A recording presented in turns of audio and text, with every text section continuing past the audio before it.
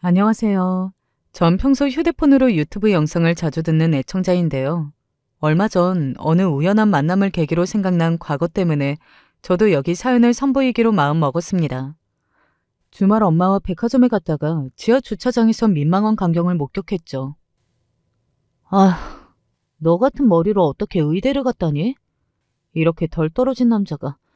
아니, 사오라는 건 제대로 딱 사온 적이 없어요. 그러니 병원에 손님은커녕 파리 한 마리도 안 오지. 우리 아버지 아니었으면 네 병원도 진작 문 닫았어.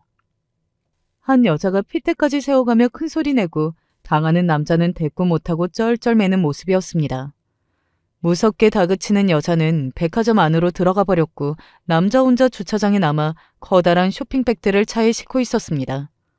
무심히 그 남자를 쳐다보다가 그가 내가 아는 사람임을 알아채고 말았어요.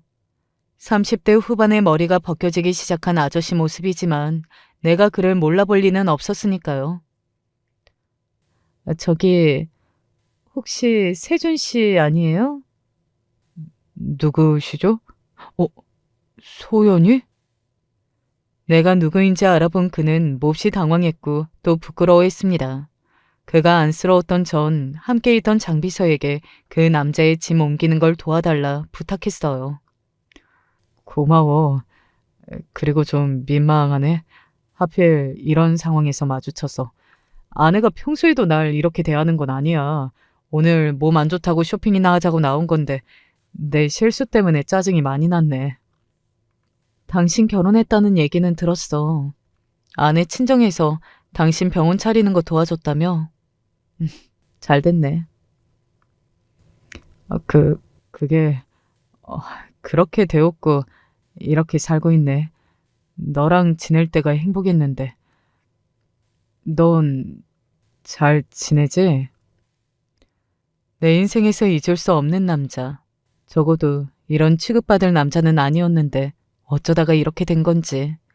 그와 간단한 안부를 나누다가 금방 헤어졌습니다. 집에 오는 길에 가슴에 묻어두고 있던 과거가 떠올랐고 그것을 글로 써내려가게 되었어요. 그리고 지금 구독자 여러분 앞에서 강렬했던 제 젊은 날의 이야기를 들려드리려고 해요. 태어났을 때부터 이상하고 불길한 존재가 되어버린 사람이 있다면 믿으시겠어요? 함께 살던 친할머니는 나만 보면 재수없다고 했습니다.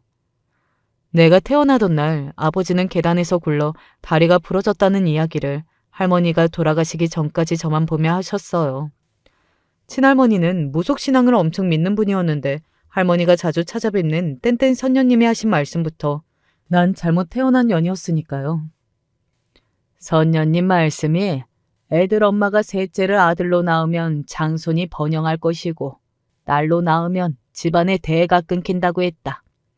그런데 끝까지 고추 달린 산에 못 낳은 네가 우리 집안 말아먹으려고 작정을 한 모양이로구나. 널 며느리로 우리 집안에 들이는 게 아니었어. 아이고, 조상님 낯을 무슨 수로 보나.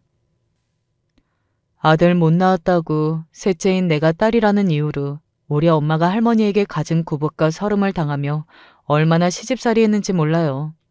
할머니의 까닭없는 미움을 아버지라도 막아주었으면 했지만 효자 장남이라는 타이틀이 중요했던지 아버지는 할머니 말씀만 따랐습니다. 그나마 내 편이 되어주었으면 했던 두 언니도 자기 일이 아니라고 나와 엄마가 어떤 대접을 받던 개의치 않았어요. 언니, 오늘 할머니가 엄마가 차려놓은 밥상을 그냥 엎어버렸다. 할머니가? 왜 또 그러셨대? 땡땡 선녀님이 올해 바닷가에서 난 것은 먹지 말라고 했다나? 그런데 엄마가 미역국을 상에 올렸다고 그랬대. 내 생일이라서 엄마가 특별히 소고기 넣고 끓이신 건데 할머니 나가시자마자 엄마는 그 소고기랑 미역국 쓸어 담아서 다시 한 솥 끓이신대. 그래도 소녀 생일날인데 미역국까지 못 먹게 하는 건 정말 너무하지 않아? 그런데 할머니가 쏟은 그 미역국 엄마가 우리 애한테 다시 주실까? 난 더러워서 그거 안 먹을래. 언니라는 사람이 지금 상황에 네 목구멍으로 넘어가는 게 중요하냐? 엄마랑 동생이 얼마나 속상할지 공감해주고 상 엎은 할머니 욕은 같이 못해줄 망정. 이렇게 우리 언니들은 생각도 짧고 우리 집의 차별 대우가 얼마나 말도 안 되는 건지에 대한 자각조차 없었어요. 여러분들께서는 동화 미운오리 새끼를 아시죠? 왜 오리들 사이에서 다른 모습으로 태어나 구박받으며 자랐는데 알고 보니 예쁜 백조가 되었다더라 하는 이야기 말입니다. 언젠가 백조가 되어 이 구질구질한 집에서 탈출할 날만 꿈꾸며 전 자라왔습니다. 아예 여발한 듯이 성공해서 할머니랑 언니들 코를 납작하게 해줄 거라고요. 그렇지만 불행히도 난 공부를 잘한 좋은 머리는 타고나지 못했어요. 책 붙잡고 열심히 해보았지만 성적은 잘해야 중간 정도에 머물렀죠. 그렇다고 운동이나 미술이나 뭐 특출나게 소질 있는 게 보여야 말이죠. 그나마 내가 남들에게 내세울 수 있는 것은 외모였습니다. 중간 키인 다른 식구들에 비해 저는 168cm의 큰 키에 날씬한 몸매를 타고났어요. 거기에 얼굴도 여성스럽게 예쁘장해서 어릴 때부터 나한테 목매는 남자애들이 꽤 있었어요. 그래, 이거야 이거. 내 능력으로 성공을 못할 것 같으면 능력 있는 남자를 내 것으로 하면 되지 뭐. 빠른 계산으로 일찌감치 공부를 때려치고 내 적성을 찾기로 하였어요. 그냥 의사나 판검사의 부인이 되겠다는 야망을 품게 된 겁니다. 그래서 나 좋다는 평범한 남자들에게는 눈길 한번 안 좋고 학생회장에 공부 잘하는 오빠 하나가 고백해서 사귀어 본 적은 한 번 있어요. 고등학교 졸업하고 땡땡여대에 진학한 뒤 전 적극적으로 여기저기 소개팅을 나갔어요. 그렇다고 남들이 해주겠다는 평범한 자리는 거절했고요. 내 주된 타겟은 딱 의대생, 명문대 법대생이었습니다. 한번 세어보니 아마 소개팅, 미팅까지 포함하면 거의 50번도 넘게 나간 것 같네요. 그냥 의대 법대생 소개팅이라고 해서 무턱대고 제가 마음을 연 것은 아니었어요. 너무 뚱뚱하거나 키가 작아도 또는 탈모의 조짐이 보이는 남자 역시 탈락이었습니다. 내 2세의 유전자도 고려해야 하니까요. 또한 사람 앞에서 눈도 못 마주치고 말도 잘 못 섞는 남자도 탈락이었습니다. 100세 인생 중 70년은 함께 살 남자가 그렇게 재미없어서는 안 되니까요. 깐깐한 눈으로 거르고 거르다가 결국 전 한 남자를 선택하게 되었고 그 역시 나에게 호감을 보였기에 우린 사랑하는 사이가 되었습니다. 그는 키 크고 얼굴 준수하고 성격도 모나지 않은 모 의대 3학년생 오빠였어요. 내 남자친구에 대한 소문이 퍼지자 친구들이 소개팅, 노하우, 잘난 남자 만나는 법을 물으러 절 찾아오기에 이르렀습니다. 그 친구들에게는 바로 제가 할머니가 신봉하는 선녀님인 셈이죠. 그럼 이쯤에서 콧대 높은 의대생 남자 공략하는 방법을 여러분에게도 살짝 공개해 볼까요? 일단 의대라는 곳이 어떤가요? 전국에서 가장 공부를 잘하는 친구들이 가는 곳이잖아요. 그렇다 보니 의대 남자들은 기본적으로 거절당하는 걸 모르는 사람들입니다. 아마 평생 싫은 소리 한 번 강압이나 터치도 들은 적 없는 채로 이런 생각에 갇히고 말죠. 내 생각과 행동에는 아무 잘못된 게 없다. 똑똑하지 못한 다른 사람들이 틀린 거다. 다양한 사람을 만나며 교류해야 사회성도 길러지고 이해의 폭이 넓어지는 경험을 쌓는 법인데 자기들만의 커뮤니티를 형성하고 비슷한 사람들만 만나니 시야가 좁죠. 똑똑하고 박식한 사람들인 것은 맞지만 어이없게 사소한 부분에서 놓치는 눈치와 센스가 많습니다. 예를 들면 내가 소개팅할 때 이런 의대생도 나왔어요. 오빠는 집이 부유한 편인가 봐요. 명품의 외제차를 대학생이 어떻게 감당하겠어요? 아, 그거? 다 마이너스 통장 만들어서 산 거야. 어차피 이런 대출쯤 한 방에 다 해결될 텐데 뭐. 우와, 그런 기상천외한 방법이 다 있어요? 뭔지 살짝 얘기 좀 해주세요. 난 어차피 의사가 될 몸이라 재력 갖춘 집 딸이랑 결혼하면 그만이지. 의대생이면 은행에서 대출도 잘 내줘. 다 그런 세상 이치 때문 아니겠어? 결혼할 여자 얼굴이랑 몸매를 포기하거나 아님 성격을 포기하거나 그럼 아내 쪽 집에서 나한테 돈 대주는 건 당연할 테고. 대신 결혼 전까지는 너처럼 예쁜 애들이랑 적당히 사귀고 즐기면서 풀면 되겠지.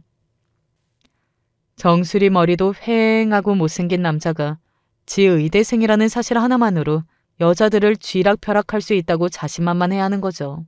가령 그 남자 말이 맞는 말이라고 쳐도 그게 상대 여자한테 할 소리는 아니잖아요. 그런데 사람 앞에서 해야 할 말, 안 해야 할 말은 구분 못한다든가, 이런 말을 하면 상대가 싫어한다든가, 그런 걸 잘 모르는 거예요. 당연히 전 이 남자의 애프터 신청을 부드럽게 돌려서 거절했고, 다시는 만나지 않았습니다. 내 까다로운 선택을 끝에 만난 남자친구도 결은 다르지만 의대생들이 갖고 있는 생각에는 크게 벗어나지는 않았던 것 같아요. 너 만나기 전부터 소개팅 진짜 많이 해봤지. 거기서 몇 번 여자도 사귀어 봤고, 그런데 올해는 못 가더라. 처음엔 여자의 얼굴이 괜찮아서 만나다가 보면 몸매가 별로거나 또 아니면 성격이 별로거나. 그랬구나. 맞지. 오빠 정도의 남자면 여자친구가 얼굴도 몸매도 성격까지 완벽해야 하는 건데. 그쵸. 역시 소연이는 얼굴만 이쁜 게 아니라 마음도 이뻐. 그래서 네가 마음에 든다니까. 직전에 만난 애는 그래도 6개월 정도는 사귀었는데 얼굴은 진짜 끝내주게 이뻤거든. 김태희 닮았을 정도로. 그런데 하도 내 기분 거슬리게 찡찡대서 결국은 차버렸지. 그 여자친구가 어떻게 했길래요? 자기 생일이다 기념일이다 해서 왜 좋은 곳에 데려가지 않냐고. 보면 데이트 비용도 여자인 자기가 더 내는 것 같은데 그건 아니지 않느냐고. 예뻐서 봐주는 것도 하루 이틀이지. 그렇게 매사 불만인 여자랑 어떻게 계속 만나겠어? 눈치는 어디다 삶아 먹었는지 전 여자친구가 어땠다고 심지어 잠자리까지 별로였다는 이야기를 짓거리는 남자친구를 참아주며 내 솔직한 심정이 튀어나올까봐 노심초사했어요.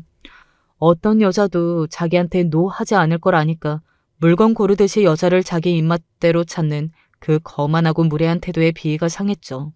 하지만 난 전략적인 여자니까 그런 얘기에 감정적으로 휘둘려서는 안 되었습니다. 어린아이 달래듯 최대한 이해해주는 척 굴면서 정말 아니다 싶은 부분에서는 칼같이 끊어내야 하죠. 한 번은 내 생일날에 남자친구가 급한 시험이 잡혀서 못 만난다고 했는데 알고 보니 그날 친구들과 클럽 가서 처음 보는 여자들과 놀기까지 한 걸 저에게 걸린 적이 있어요. 하지만 아무리 열받았다 해도 절대 내 감정에 치우쳐서 남자를 비난하거나 내 상처를 들먹여서는 안 됩니다. 비련의 여주인공처럼 몹시 상처를 받은 척 연기에 들어갔어요. 오빠에겐 나라는 여자가 만족이 안 된 모양이에요. 내 생일에 오빠한테 요구한 것은 그저 함께 있어주는 것뿐이었는데 바로 그때 오빠는 클럽에서 다른 여자를 찾았군요. 난 아무래도 오빠에게 부족한 여자 같으니 클럽 여자에게 가세요. 아니야, 네가 부족하기는. 내가 심했다. 미안해. 다시는 안 그럴게. 너한테 상처 주려는 건 아니고 친구들이 억지로 끌고 간 거야. 많이 속상했어? 그냥 나 속상한 건 괜찮은데 내가 오빠에게 부족한 여자인 것만 같고 미안해서. 요즘 저한테 들이대는 선배들도 많거든요. 하지만 남자친구 있다고 다 끊어냈지만요. 내가 실증난 거라면 다른 여자한테 가셔도 돼요. 나도 다른 남자 만나봐야죠. 말도 안 되는 소리 하고 있네. 넌 내 거야.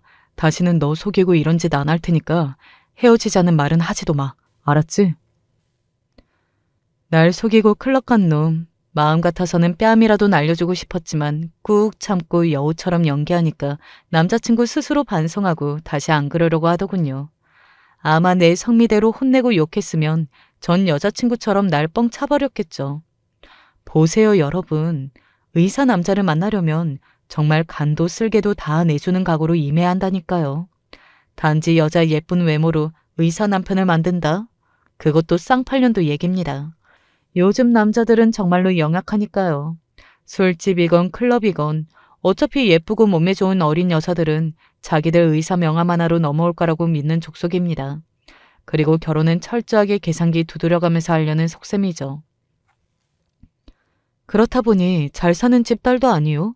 내가 능력 있는 것도 아니니 이렇게 지극정석으로 의대생 남자친구를 의사가 되기까지 제가 열심히 만들어간 거예요. 우리가 만나는 동안 공부로 지쳐있는 남자친구를 다독이고 아르바이트에서 번 돈은 그에게 쏟아부었어요. 늘 바쁜 남자친구의 시간에 제가 다 맞춰주며 만났고요. 대학 졸업하고 직장에 취직한 뒤에는 각자가 너무 바빠서 얼굴 볼 시간도 내기 힘들었어요. 그렇지만 퇴근하고 부랴부랴 집에 와서 단장하고 남자친구가 공부하는 대학교 도서관 앞으로 가서 내가 싸온 도시락으로 함께 저녁을 먹는 것이 우리의 데이트였어요. 남자친구가 과외를 하긴 하는데 의대 책값이 비싸고 자기 용돈하기도 부족하다면서 저에게 자판기 커피를 사주는 것이 유일한 호의랄까요? 의대 등록금이 워낙 비싸잖아. 그거 부담 지우는 것도 우리 집 장남으로서 죄송한데 어떻게 용돈까지 달라고 해. 매번 너한테 데이트 비용까지 책임지게 해서 미안하다. 오빠가 병원 들어가면 맛있는 것도 많이 사주고 너 제일 좋은 옷과 백으로 싹 꾸며줄게. 돈 쓸어 담을 그때까지 좀만 기다려. 그럼요. 오빠 성공할 때까지 기다릴 수 있어요. 그리고 저는 괜찮아요. 가끔 오빠가 사주는 이 아메리카노만으로도 충분히 기쁘거든요. 전 아주 순수한 여자처럼 1,500원짜리 커피에 감동하는 척 남자친구에게 좋은 여자로 보였을 겁니다. 그렇게 10년이었어요. 10년 동안 남자친구 뒷바라지하며 여자친구로서 받아야 할 대접도 제대로 못 받고 만나왔습니다. 아니, 나는 괜찮다고 하는데 기영 선배가 자꾸 나한테 밥 사주고 술 사주더니 어제는 이 반지까지 손가락에 껴주면서 프로포즈하는 거 있지? 뭐 외모는 내 타입이 아니지만 그 정성 봐서 한번 사귀어볼까 하고. 정말? 어디 그 반지 좀 봐. 24K 순금인가? 뭐 보석도 안 박혀있고. 아무리 그래도 그냥 금반지에 홀라당 넘어가지 말고. 난 우리 오빠가 100일 기념으로 명품 지갑 사준다고 했어. 얘 반지 그거 얼마 안 한다. 그런데 소연이 넌 이번 생일에 남친이 뭐 해줬어? 나? 나야 뭐. 우리 오빠는 의대생이라 워낙 공부가 바쁘잖아. 그래도 생일날 남산에 데려가 주더라고. 같이 사랑의 자물쇠도 했고 우리 죽을 때까지 함께하기로 약속했지. 사랑의 자물쇠? 그런 걸 믿니 너? 아무리 의대생 남친이 좋다지만 너무 너한테 돈 안 쓰는 거 아니야? 남자란 자고로 자기 마음 가는 여자면 억만금 줘도 아깝지 않은 족속들인데 아무래도 너희 남친 사랑이 식은 것 같다 야. 다 나보다 못생기고 키도 작은 여자애들이 만났다 하면 하는 싸구려 자랑을 들어야 했죠. 남자친구가 사준 선물을 보여주며 날 조롱할 때 전 쓰디쓴 웃음을 참아야 했습니다. 하지만 그럼에도 전 미래만 보고 꿋꿋이 버텨냈어요. 그래. 어디 나중에 한번 보자고. 지금 너희들은 그저 그런 남친이 사주는 선물에 좋아들 하고 있지. 나중에 식장에 들어갈 때 진정한 승자가 누구인지 그때 가서 내가 버텨온 세월이 얼마나 대단한 건지 느끼게 될 테니까. 그렇게 수년이 지나고 남자친구는 공중보건의사를 마치고 대학병원에 인턴으로 들어갈 무렵 어느덧 내 나이 28살이 되었습니다. 의대생 남자친구가 있다고 손뼉치며 좋아하던 할머니도 아빠도 저만 보면 결혼 언제 할 거냐고 물어보셨어요. 그 의사 애인은 널 언제 데려간다고 하더냐? 계집애 나이는 꽉 찼는데 아직도 결혼 얘기가 없어? 너같이 별 볼 일 없는 애가 의사 남편이라도 있어야지. 놓치면 큰일 난다. 무슨 일이 있어도 꽉 잡고 알겠냐? 눈칫밥 주시는 할머니보다 더 조급한 건 당사자인 나였습니다. 어리고 이쁜 나이부터 한 남자만 만나다가 30을 바라보게 되니 슬슬 불안해졌거든요.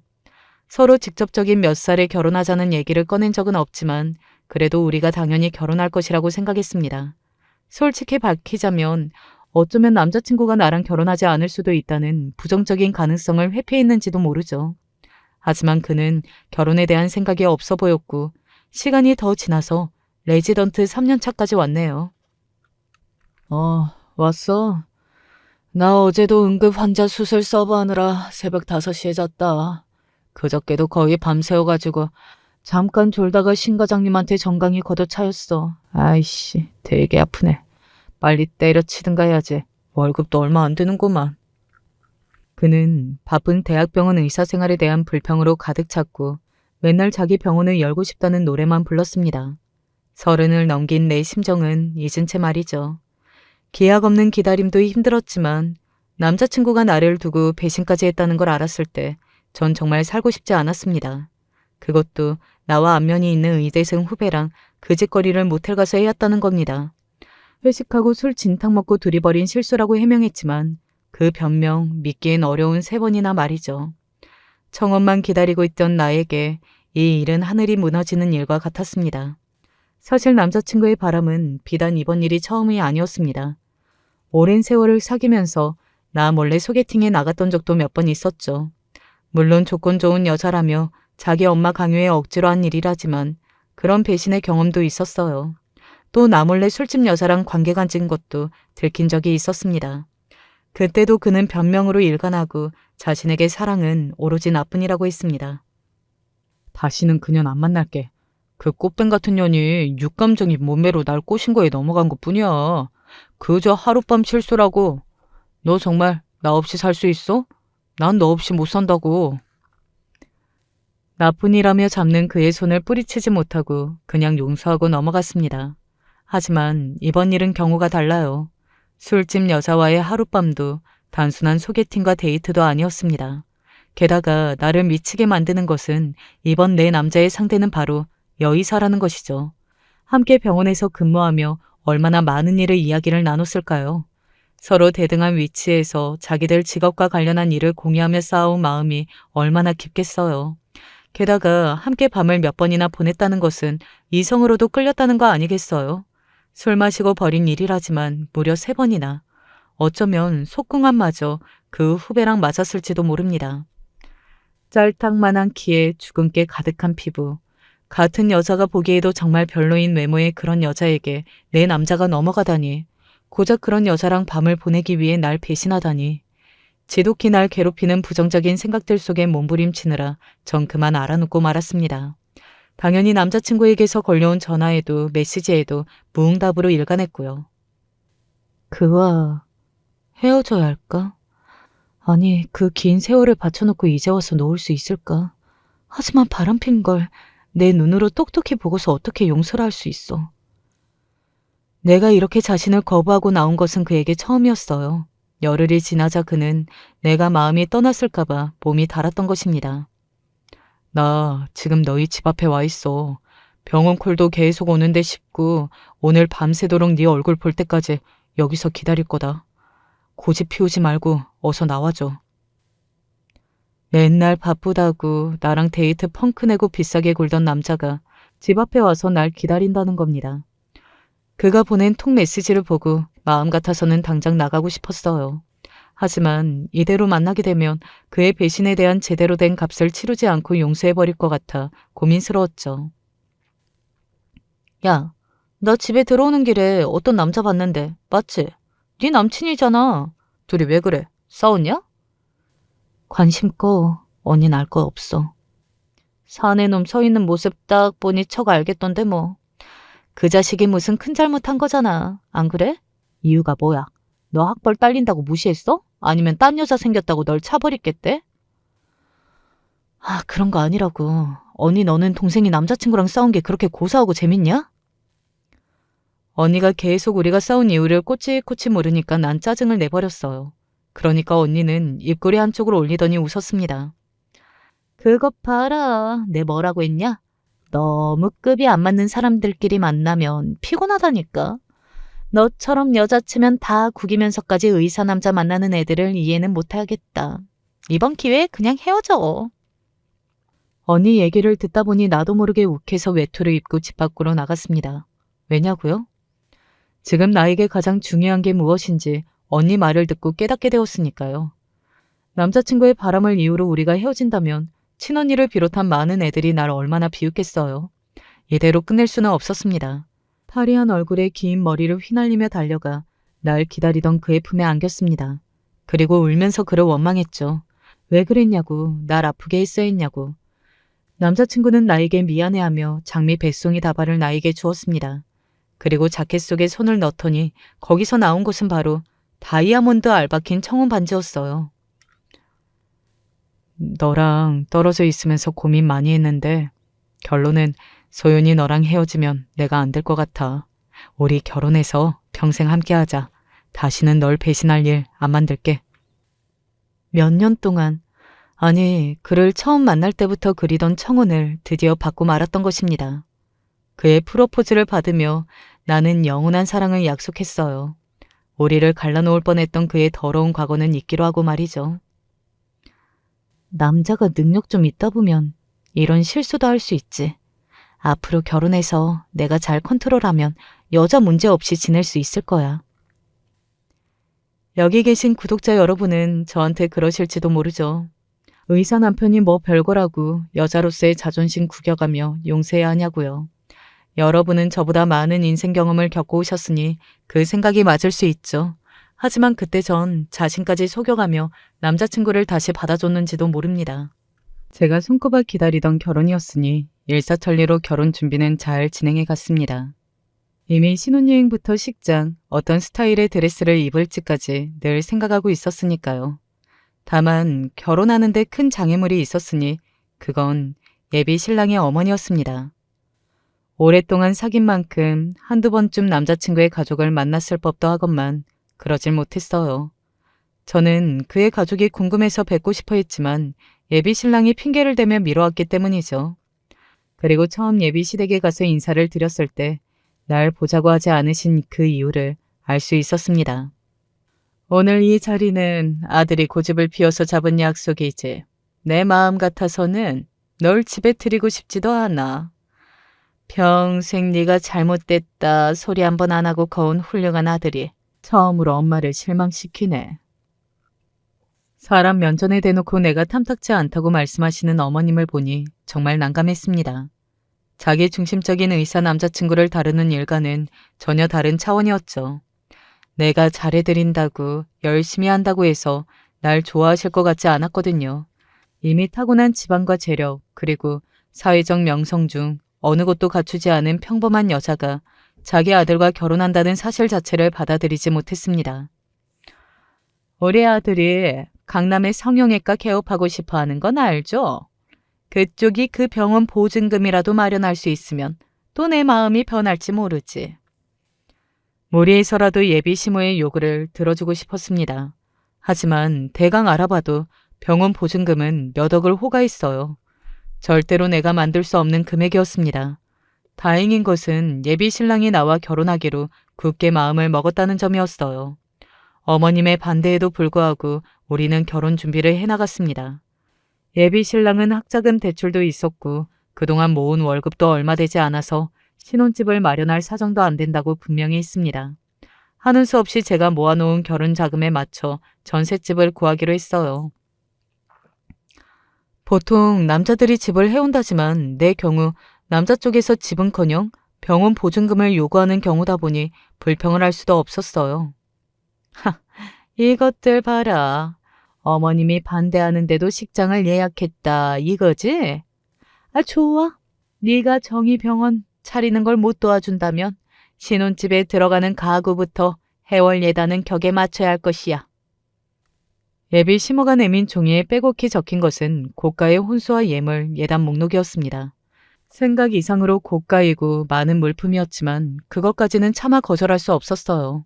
내가 가진 돈으로는 부족해서 어디에라도 도움을 요청해야 했습니다. 하지만 이런 사정을 얘기하며 돈 빌려달라고 언니들이나 친구들에게 말하면 돌아올 반응은 뻔하죠. 거 봐라. 뱁새가 황새 쫓아가다가는 가랑이 찢어지는 법이라고. 네가 무슨 의사랑 결혼한다고. 여자 자존심도 있지. 뭐하러 시모 갑질까지 들어주면서까지 그런 억지 결혼을? 야야, 그냥 끝내버려. 그런 결혼 따위. 의사 남친을 가진 걸 배아파하는 그들에게 쉽기 딱 좋은 안주거리를 던지는 셈 아니겠어요. 그렇다고 혼자 끙끙 소가리하며 어디까지 시모의 요구를 들어주고 어디서 현명하게 끊어내야 할지 그 방도를 난 알지 못했습니다. 이런 저를 걱정해주는 사람은 오직 우리 엄마뿐이었습니다. 소연아, 결혼 준비하는 게 많이 버겁지. 의사 아들 키운 집이라 요구하는 게 많을 거야. 네가 번 돈으로 어려우면 언제든 엄마한테 얘기하렴. 엄마 그럴 힘이 있어. 엄마도 참 그런 걱정 붙들어 매셔요. 내가 결혼만 해봐. 우리 엄마 용돈도 많이 드리고 호강도 시켜드릴게. 김서방이 얼마나 나한테 잘해주는데. 저도 그간 직장 생활하면서 돈 꽤 모았어요. 그러니까 엄마 돈은 엄마 하고 싶은 거 사세요. 세상에서 유일하게 내 편인 분, 마음씨 고운 우리 엄마에게 내 결혼 부담까지 안기고 싶지 않았습니다. 안 그래도 남편과 자식들만 챙긴다고 자기 속옷 한 장도 제대로 안 사고 꼼에서 입는 분이세요. 그런데 내가 예비 시댁에서 겪는 일 자세히 아시면 우리 엄마 속이 얼마나 찢어지겠어요. 절대로 엄마에게 내 어려움을 티내지 않기로 했지만 엄마는 어떻게 또 내가 힘든 상황에 놓인 걸 알아채신 모양이었습니다. 으이그 고집불통. 자, 이거 보태서 요긴 한 대 써라. 엄마가 저에게 주신 돈은 무려 1억이었습니다. 우리 엄마한테 이렇게 큰 돈이 어떻게 있는지 깜짝 놀라 물었어요. 엄마, 내가 다 알아서 할 수 있다니까. 그런데 이 돈 어디서 났어요? 걱정되게 어떻게 이런 거금을 저한테 주시냐고요. 예전에 외할아버지 돌아가시면서 유산으로 받은 걸 통장에 뒀다 주는 거니까 걱정 마. 엄마가 어디서 훔쳤겠니? 그리고 의사 아들 보내는 부모 마음이라는 게 또 있어. 행여나 예비 시부모님이 섭섭하게 하더라도 네가 이해해. 1억으로 부족하면 엄마한테 더 얘기하고. 알았지? 하늘이 무너져도 솟아날 구멍이 있다더니 뜻하지 않게 엄마가 주신 돈으로 전 위기를 벗어날 수 있었습니다. 겨우 예비 시모가 요구하시는 것들을 맞춰드렸지만 그분 갑질은 여기서 끝나지 않았어요. 결혼식 장식에 모시는 손님들, 하다못해 당일 혼주 화장까지 일일이 요구하고 간섭하는 일이 잦았습니다. 눈물을 흘리지 않는 날이 없을 만큼 예비 시모 때문에 속이 찢어지고 몇 번이나 결혼을 물을까도 고민했지만 전 이렇게라도 의사사모가 되어야 했습니다. 날 바라보는 언니들의 질투 어린 시선, 속물이라고 뒤에서 욕했던 대학 동기 여자애들. 그것만 생각하고 전 납작 엎드려서 시모에게 네 어머님 하고 웃을 수밖에 없었죠. 여러분, 이런 제가 정말 속물이고 이상한가요? 햇수로 10년 가까이 만나면서 내 청춘을 바쳐온 남자입니다. 이런 남자와 결혼하기 일보 직전인데 예비 시모 때문에 어떻게 여기서 포기해요. 여러분 같으시면 의사 남편이 포기되시겠냐고요. 이렇게 받는 결혼 부담을 막상 예비 신랑에게도 상의하지 못했습니다. 그는 그대로 자기 병원 개업하는 문제로 골치 아파했거든요. 병원 들어갈 상가 보증금 마련하느라 엄마 이름으로 겁나 대출 들었다네. 엄마가 나만 보시면 욕을 하는 거야. 그러니까 돈 많은 집 딸과 결혼할 것이지 그지 깽깽이 같은 여자한테 발목 잡혀서 왜 아들 빚까지 감당해야 하냐면서. 의대 가면 아들 덕에 팔자 필 줄 알았는데 이게 무슨 꼴이냐고. 아우성이다 아주. 뭐? 내가 그지 깽깽이라고 하셨어? 아무리 그래도 그렇지. 그런 말을 어떻게 내 앞에서 서슴지 않고 말할 수가 있어요? 뭐 그냥. 야, 나도 힘들어서 그런다. 내 아내 될 여자가 힘든 남자 마음도 헤아리지 못하냐? 압구정이나 신사역 부근에 차리고 싶었는데 돈이 없어서 경기도까지 가야 하니 하도 답답해서 그러지. 남양주가 뭐냐 남양주가. 이날은 우리가 만난 지 10주년이 된 것을 기념하는 자리라 제가 특별히 좋은 레스토랑까지 예약했단 말이죠. 내가 사주는 비싼 스테이크에 와인까지 먹어가며 예비 신랑은 자기 불평불만만 계속 토로했어요. 서울 외곽이라지만 그래도 신도시잖아요. 오히려 그런 곳에 차리는 게 병원은 더 좋을 수도 있어요. 강남 쪽은 이미 성형외과 포화 상태니까. 굳이 자기까지 가서 차리면 경쟁이 치열해서 힘들 테니 좋게 생각해요. 이렇게 힘들게 결혼 준비하던 어느 날 전 믿을 수 없는 소식을 듣고 말았습니다. 엄마, 요즘 안색이 너무 안 좋은데 괜찮은 거예요? 그 약봉지는 또 뭐야? 그러게 언젠가부터 소화불량의 변비까지 심해졌지 뭐냐. 병원 가서 약 타 먹어도 소용이 없네. 좋은 유산균이라도 사 먹어야 하나? 유산균도 좋지만 엄마 진짜 큰 병 걸린 거 아니야? 아빠, 엄마 모시고 대학병원에 좀 다녀오세요. 다 늙어서 그래. 아흔 앞둔 우리 어머니도 여기저기 다 아프시다고 하는데 그럴 때마다 대학병원 가랴? 아빠도 진짜 너무하시네. 엄마가 시어머니 모시면서 아빠의 자식들까지 얼마나 고생하는지 아시면서 그러세요? 됐어.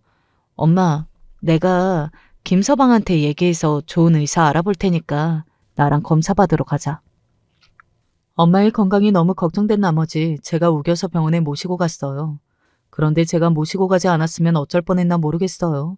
글쎄 엄마는 대장암 판정을 받으신 겁니다. 다행히 일찍 발견된 편이라 수술받고 치료받으시면 생명에 지장 없으실 거랬어요. 엄마는 앞으로 집안일이고 할머니 일이고 신경 쓰지 말고 치료만 전념하시게요. 저랑 약속해요. 그래, 다 우리 막내딸 덕분에 엄마가 죽다 살아났다지 뭐니. 그런데 여기는 김서방이라는 병원 아니냐? 혹시 김서방은 바쁜가? 아, 오빠는 요즘 병원 개원하는 일 때문에 눈코 뜰 새 없이 바쁘지 뭐. 오늘 그 일 때문에 병원도 안 나왔대요. 굳이 병원 와서 장모님은 자기가 직접 살피겠다는 걸 내가 말렸어요. 그래, 잘했다. 죽을 병 걸린 것도 아니고 바쁜 의사 사위에 오라가라 할 필요는 없지. 그런데 소연아, 엄마가 사실 너한테 할 이야기가 있어. 응? 뭔데요? 그동안 우리 가족은 물론 모두에게 비밀로 하고 있었는데 엄마가 큰일 겪고 나니까 나 혼자 묻을 일이 아니다 싶더구나. 아, 너 고등학교 때인가? 엄마가 우겨서 산 주말 농장 있지 않아? 기억나요. 아빠가 무슨 남양주 시골에 땅을 사서 주말마다 농사 지으러 다니냐고 맨날 뭐라 하셨잖아요. 그런데 거기가 왜요? 3년 전에 엄마가 어디서 전화를 받았는데 글쎄. 김서방 전화다. 아휴, 또 장모님 걱정돼서 한 모양이네. 엄마, 잠시만요. 엄마와 대화하던 와중에 예비 신랑에게서 걸려온 전화를 받았습니다. 예비 신랑은 해 떨어지기도 전인데 벌써 술에 잔뜩 찌들은 목소리로 날 찾았어요. 하는 수 없이 전 그를 데리러 술집에 갔습니다. 우리 엄마 대장암 판정받고 자기네 병원에 입원하신 건 알죠? 그런데 당신은 지금 술집에서 왜 이러고 있는 거냐고. 나 어제도 우리 엄마랑 싸우고 나왔어. 다 너랑 결혼한다는 사실 하나만으로 이렇게 되어버렸다. 우린 왜 만나서 이렇게 서로가 힘이 드냐? 술에 취해서 우리는 만나지 말았어야 한다고 진심인지 술주정인지 모를 말을 들으며 전 그를 부축해서 택시로 시댁에 왔습니다. 내 아들이 이런 적 한 번 없는 애인데 이게 다 너 때문이다. 너 때문. 혼자 힘들게 예비 신랑을 부축해서 시댁 거실 소파에 눕혀놓고 나오는데 시모는 저한테 대고 이렇게 말씀했습니다. 왈칵 눈물이 났어요. 내가 뭘 그렇게 잘못했다고? 이렇게나 최선을 다하고 있는데 다들 왜 이러는 건지. 예비 신랑에게 더 서운했던 점은 우리 엄마가 대장암 치료받는 와중에 전혀 도움을 주지 않았다는 것입니다. 지가 의사면서 자기가 근무했던 병원이라 엄마 담당 의사도 아는 사이면서 잘 부탁한다는 말 한마디도 안 했더라고요. 아무리 의사 사모가 되는 게 목표라지만 내 인내심은 끝을 향해 겨우 버티고 있었습니다. 그리고 결혼을 한 달 앞둔 시점에 예비 신랑의 성형외과 개원식이 되었어요. 치료를 잘 마치고 태어난 친정엄마와 같이 개원식을 축하하러 병원에 갔습니다. 하지만 우리를 보고도 본침한 채 인사 없이 예비 신랑은 자기 지인들과 가족만 챙겼습니다. 나도 그랬지만 우리 엄마는 얼마나 뻘쭘하셨겠어요. 엄마, 아무래도 김서방 많이 바쁜 모양이다. 우리 조금만 있다가 집에 가는 게 낫겠어요. 아휴, 결국 왔네. 어떻게 여기까지 올 생각을 다 하셨어요? 대장암 걸리셨다면서요? 네, 그랬는데 우리 딸이랑 예비 사이가 신경 써준 덕분에 치료 잘 마쳤습니다. 사부인께서도 마음속으로 빌어주셔서 감사드려요. 뭐 마음속으로 빌긴요. 병원에 한번 찾아뵌다 하면서 제가 워낙 하는 일이 바쁘다 보니. 어쨌든 퇴원은 축하드려요. 그런데 어떠세요? 내 아들 병원을 직접 본 소감이. 예, 뭐 경사스러운 일이고 사위가 자랑스럽고 또 아들 잘 두신 사부인께도 축하드리고요. 아니 그런 것 말고 현실적으로 말이죠. 애들이 같이 살고 싶다고 하니 어떻게 결혼식을 밀어붙이고 있는데 난 아직도 잠을 못 잔답니다. 애네들의 학벌이면 능력 차이는 그렇다 쳐도 집안까지 이건 너무 차이 나지 않나요? 아니 뭐 수준이 맞아야 잘 살지. 어머님, 저희 어머니 태어나신 지 얼마 안 되셨는데 그런 말씀이시라면 저랑 하시죠. 넌 어차피 내 아들 꽉 잡고 의사 사무 되는 게 목표인 여자 아니야? 내가 알아듣도록 얘기하고 힘들게 굴어도 끝까지 버티는 독한 년. 사부인은 내가 무슨 말하는지 알아들으시죠? 아니 그쪽이랑 우리랑 집안부터 급 차이가 나도 너무 나는데 이 결혼은 없던 일로 하자고. 두 주먹을 꽉 쥐며 예비 시모의 망언을 감내했지만 더 이상 참고 들을 수 없었습니다. 겨우 인내심이 바닥나서 그런 말 말라고 시모에게 맞붙으려던 찰나. 아휴, 갑자기 우리 엄마가 박장대소를 하시는 게 아니겠어요? 예비 시모의 망언에 화를 내도 모자랄 판에 크게 웃으시니까 전 오히려 겁이 났습니다. 엄마, 왜 그러세요? 갑자기 왜 웃으셔? 엄마의 박장대소의 병원에 있던 모든 자들의 시선은 우리에게 쏠렸는데 더 기가 막힌 건 엄마의 말씀이었어요. 듣자 듣자 하니까 이 옆였네. 진짜 세상 무서운 줄 모르고. 이봐요. 여기 지금 이 상가 건물이 누구 것인 줄 알아? 이거 건물 전체가 다 내 거야. 누가 감히 급 차이를 논하는데? 김서방, 이 병원에 자네 병원 열 수 있게 된 게 누구 덕분인지 아나? 사실 자네 모친이 날 찾아와서 협박하며 말하더군. 우리 소연이를 며느리로 받아주려면 나보고 병원 보증금을 알아서 맡아달라고. 그래서 내 건물 중에 비어있는 이 상가를 내주기로 한 거야. 물론 사부인이나 내 가족 누구도 이 건물이 내 것인 건 까맣게 몰랐겠지만. 몰랐습니다. 그게 정말입니까? 그럼 이 건물 전체가 장모님 소유라는 말씀이세요? 엄마, 보증금은 엄마가 대출받아서 구해주신 거라고 했잖아요. 예비 시모는 꿀먹은 벙어리처럼 아무 말도 하지 못했어요. 돈 없는 집딸이라고 날 무시하고 별소리를 다 하던 분이 실은 우리 엄마가 건물주라니 나도 믿기 어려운데 예비 시모는 또 어떻겠어요. 그리고 세상에 이런 드라마 같은 일이 또 있습니까? 그깟 의사 아들 하나 갖고 별 유세를 다 떨더니만. 소연아, 넌 아직도 고작 저런 집안이랑 결혼해야겠냐? 아니요. 난 이미 세준 씨나 저 엄마란 사람이나 모두 치가 떨리고 싫어요. 이 결혼 저 못해요. 그냥 안 할 거라고요. 들으셨죠? 우리 딸이 당신 아들 걷어 찬답니다. 괜찮아요. 내가 건물주인데 돈 없는 집안 자식한테 시집을 보낼까? 여기에 있던 병원 몇 개나 드릴 수 있는데. 자네, 앞으로 여기 병원 월세 한 번이라도 밀려봐. 내가 어떻게 나오나. 가자 소연아. 큰 소리로 엄마가 예비 신랑과 시모를 나무라시고 당당하게 걸어나가는데 저 그동안 당한 서름이 한 방에 사라지더라고요. 병원 밖을 나와서도 몇 번이나 엄마한테 확인하고 또 확인했는데 엄마 말이 다 사실이었던 겁니다. 그동안 엄마가 속여서 미안해. 병원에서 말하려다가 끝내 못했지만 엄마 주말 농장한다고 사둔 땅이 도시개발에 들어갔어. 그래서 외할아버지 유산이랑 대출금 받아서 그 땅에 건물을 세웠단다. 아직 대출 자금 좀 남았지만 뭐 상가 다 받으면 그걸로 갚을 수 있겠지. 돈 없는 집 딸이라고 갈시 다 받았을 텐데 그런 마음 안고 무슨 결혼까지 가겠니? 이 결혼은 없던 일로 하고 우리 새 삶을 살아보자. 엄마는 평생 힘들게 한 할머니나 무능한 아버지에게는 이 일을 알리고 싶지 않다고 하셨습니다.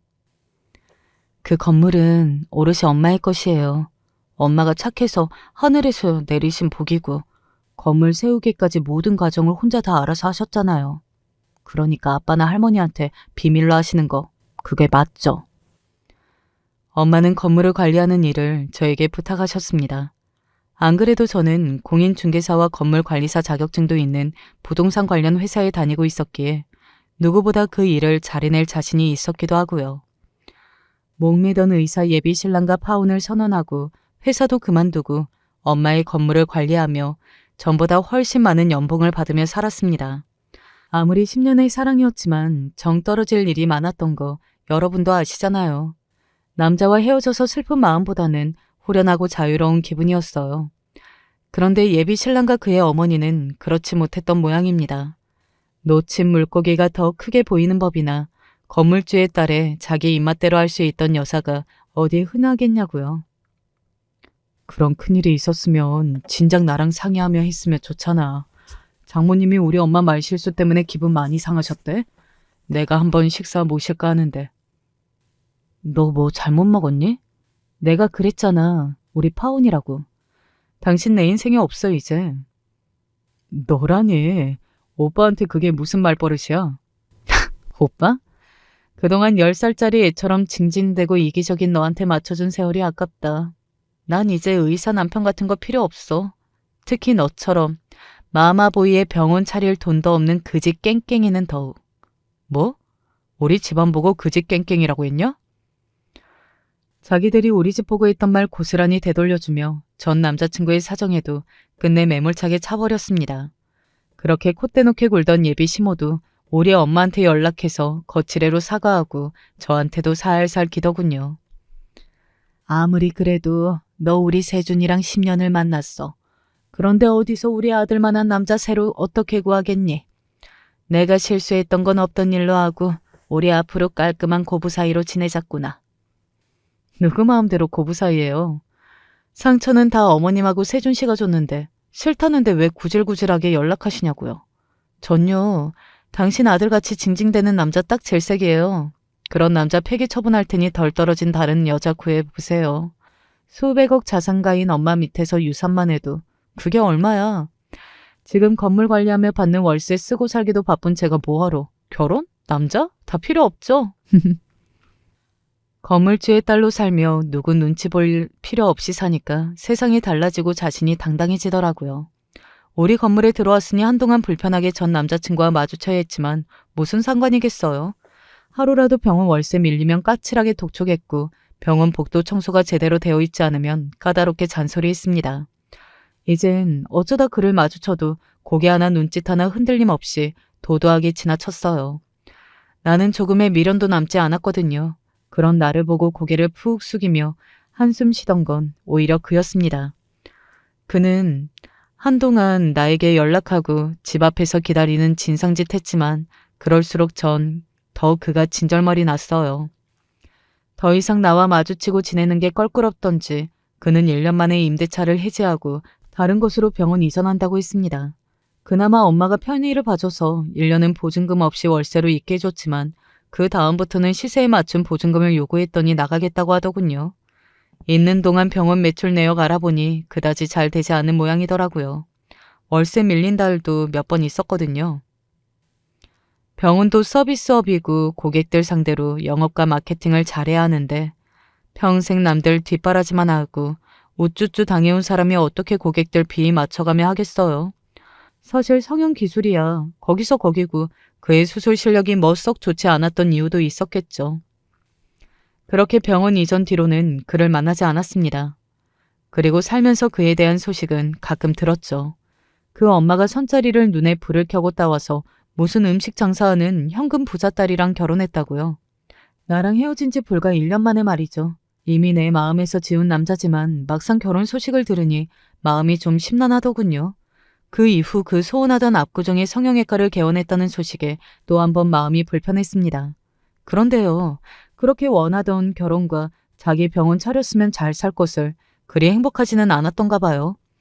돈 많은 처가에서 의사 사이 믿고 투자했는데 병원이 잘 안 되니까 구박덩어리 취급당한다고 들었거든요. 심지어 아기 낳고 처가에 아예 들어가 사는데 아내고 장인어른이고 진짜 꽉 잡혀 산다고.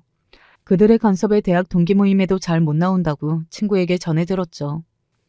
얼마 전에 우연히 세준 오빠 만나고 처음엔 몰라볼 뻔했잖아. 많이 변했더라. 그냥 딱 봐도 별로 행복해 보이진 않더라.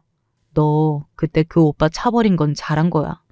이제 그렇게 비위 맞춰가며 살지 말고 네 입맛에 맞는 남자 골라. 연하에 잘생긴 남자 소개시켜주랴. 졸지에 내가 건물주 딸이 되었다는 소식은 주변에 일파만파 번졌어요. 그래서 여기저기 연락이 오고 나에게 좋은 남자 소개해주겠다는 이야기가 끊이지 않습니다.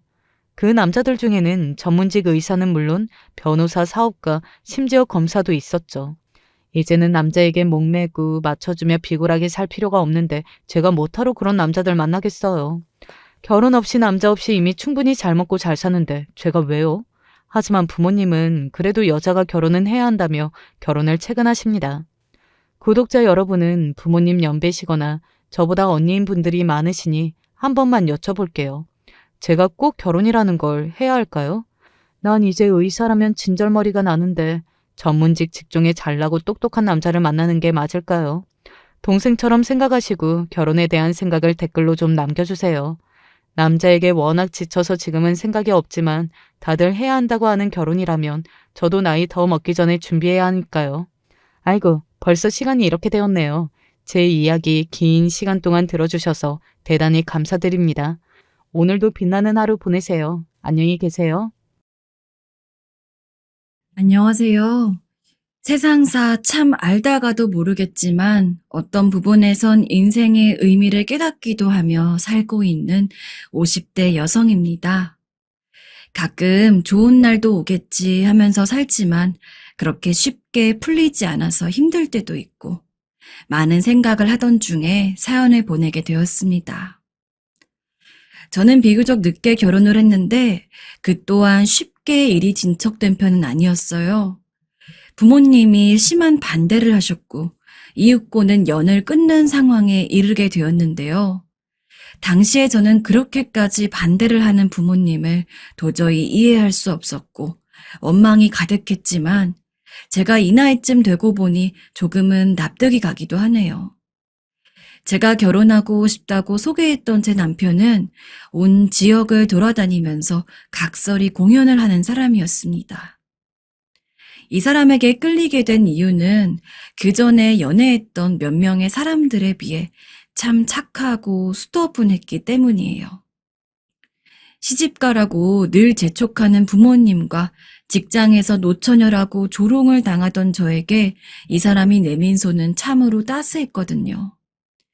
만날 때마다 수줍은 얼굴로 꽃을 사들고 오고 저와의 관계에 최선을 다하면서도 자신의 일을 무척 사랑하는 사람이었어요.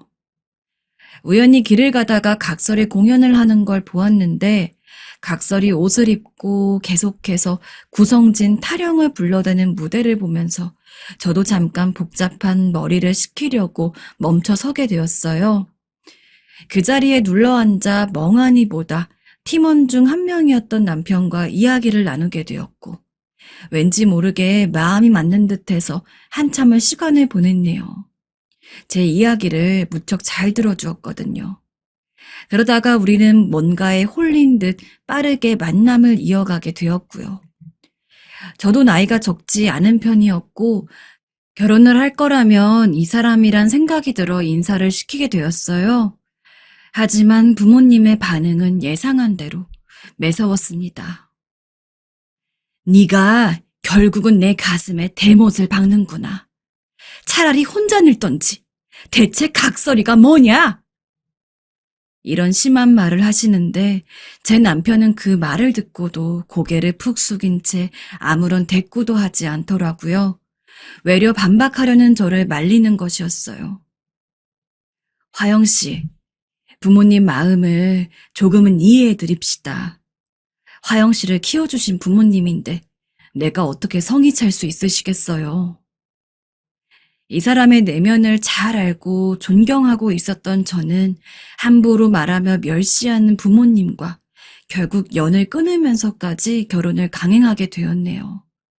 그렇게 아이를 낳았고 우리는 넉넉하진 않지만 그래도 서로 위하면서 각자의 일들을 열심히 하며 가정을 꾸려나갔어요. 남편이 변변한 다른 직업을 찾으면 좋겠다는 생각을 안 해본 건 아니었으나 그래도 저 사람이 그렇게 자부심을 갖고 행복해하면서 일을 해내고 있었기에 딱히 말을 하진 않았어요. 전국 방방곡곡을 돌면서 계속해서 처자식을 먹여 살려야 했으니 저 사람도 무척 힘이 될 거란 생각이 들었거든요. 수입이 결코 많은 것은 아니었지만 나름 열심히 일해왔고 셋이 있는 것만으로도 행복했던 것 같아요. 부모님은 여전히 저를 거들떠 보지도 않으셨고 어디서 그런 신랑을 얻어와서 그렇게 사냐며 친척들을 통해 원망 섞인 소리만 하시더군요.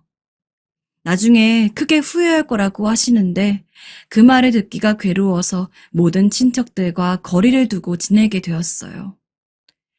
그러던 어느 날 남편 입으로 각설이를 그만두겠다고 말하게 된 충격적인 일이 벌어지게 되었습니다. 부모님의 반대에 오기가 생긴 저는 단 한 번도 남편 앞에서 입 밖으로 하지 말라 말을 꺼낸 적이 없었어요. 하지만 자식이 눈앞을 흔들어 놓으니 상황 판단이 쉽지가 않더라고요. 이 모든 건 5살이 되어 유치원에 가게 된 아들의 말 때문이었는데요. 동네 친구들과 무리지어 놀기도 하고 가끔씩 아빠가 데려다 주기도 했는데 지방으로 공연을 가느라 몇 번이나 각설이 차림을 하고 갔던 아빠의 모습을 친구들이 기억하고 있었나 봅니다. 사실 저도 막연히 주변의 눈을 생각하긴 했지만 당시에 경제적으로 여유가 없어 맞벌이를 하느라 새벽같이 출근을 하다 보니 제가 데려다 줄 시간이 없기도 했어요. 그러다 보니 남편이 각설이 차림으로 아이를 데려다 주고 즉각 공연을 하러 가기도 했는데 그걸 보고 일이 터지게 된 겁니다. 겨우 일찍 퇴근해서 아이를 데리러 갔던 날, 눈물로 범벅이 된 아들이 저에게 하는 말을 듣곤 다리에 힘이 빠져버렸어요. 엄마, 영훈이가 우리 아빠는 거지래. 거지가 뭐야? 애들이 자꾸 놀려. 아이가 한마디 한마디씩 힘겹게 잇는 말이 너무 가슴 아프게 느껴졌습니다. 저도 그저 반사적으로 아이에게 답하는 수밖에 없었어요. 우리 아들 속상했겠구나. 근데 아빠는 거지가 아니야. 영훈이가 잘못 말한 거야. 그러자 돌아온 답은 더욱 가관이었어요. 정말 눈에 핏줄이 곤두설 정도로 분노가 치밀더군요. 정말 어쩌면 이런 일이 있을 수 있는 건지. 영훈이네 엄마가 그랬대. 우리 아빠 거지니까 놀지 말래. 나 때문에 유치원도 안 올 거래. 나는 친구들이랑 놀고 싶은데 어떻게 해? 이럴 수가 있는 건가요? 행색이 초라한 아빠를 두었다고 이제 막 5살밖에 안 된 애들한테 저런 소리를 하다뇨. 그 더운 날 저는 아이를 등에 업고 땀인지 눈물인지 모를 것을 삼키면서 집으로 돌아왔어요. 혼자 가슴에 묻으려고 생각도 해봤지만 당장 아들이 유치원을 다니는 자체가 왠지 눈치 보일 것 같았고 가서 아이 엄마를 붙잡고 싸워야 하는 건지 답이 나오지 않았습니다. 아들이 이렇게 상처를 받은 사실을 결국 어찌해서건 남편에게 알리기는 해야 될 것 같더군요. 마치 입안에 모래를 씹는 것 같은 느낌으로 힘들게 털어놓았습니다. 이야기를 들은 남편의 표정은 정말이지 너무나 서글프고 처연했어요. 축 처진 어깨로 힘없이 대답을 하는 모습을 보며 저도 엉엉 울어버렸네요. 그래, 이 일을 언제까지 할 수도 없을 거라고 생각했어. 우리 윤호를 위해서라도 어디 내놓을 수 있는 아빠가 되어야지, 여보. 여보, 당신 정말 괜찮겠어?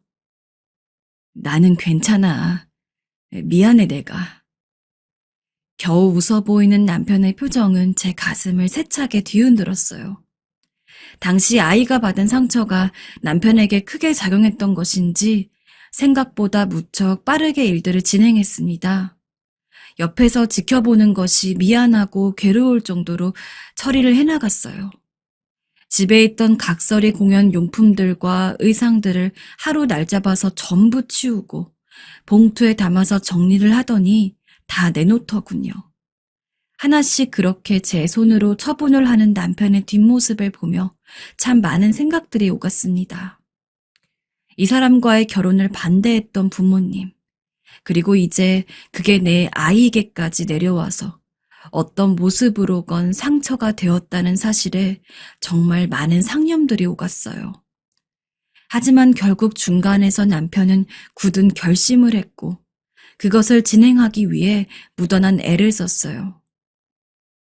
공연 다니던 중 알게 된 사장님이 있는데 식당 개업을 해서 체인점까지 두고 잘 되시더라고. 들리는 이야기로는 안정적이라고 해서 나도 늘 생각은 하고 있었어. 언젠가는 이런 날이 올 것 같았는데 그게 지금인가 봐, 여보. 식당 한번 해보자, 우리. 열심히 하면 우리 식구 잘 살 수 있을 거야. 그렇게 우리가 조금씩 모아둔 적금들을 가지고 남편은 체인점 상담을 받기 시작했고 밤낮으로 따라다니면서 준비를 하더군요. 저도 같이 가서 설명을 듣고 준비를 한 다음 우리는 식당을 차리게 되었습니다. 기존에 살던 동네에서는 우리 가족 모두 상처를 많이 받은 상태였기에 옆 동네로 이사가서 개업을 했는데 역시나 이미 인지도가 조금 있는 곳이라서 그런지 장사가 조금씩 되었어요. 우리 부부 모두 이쪽을 잘 모르긴 했지만 초반에 끌어주시는 남편의 지인 사장님의 지도에 열심히 읽어나갔죠. 한 5, 6개월까지는 그래도 안정적이고 우리도 뭔가를 할 수 있겠다는 생각이 들었어요. 하지만 아무런 경험 없이 우리가 너무 쉽게 선택을 했던 것일까요? 충분히 알아보고 돌다리도 두드렸다고 생각했는데 저희 마음처럼 일이 흘러가지 않더군요. 그때부터 힘든 나날이 이어지기 시작했어요. 둘 다 장사 경험이 없어서 그런지 적극적으로 홍보도 하지 못했고 저도 하던 일을 그만두고 급하게 뛰어든 터라 요령이 없어서 주어진 메뉴대로 음식을 만들고 내고 손님 접대를 하는데 뭔가 부족했나 봅니다. 갈수록 매출은 줄어들고 둘이 멍하니 앉아서 텅 비어있는 식당을 보는 날들이 길어졌어요.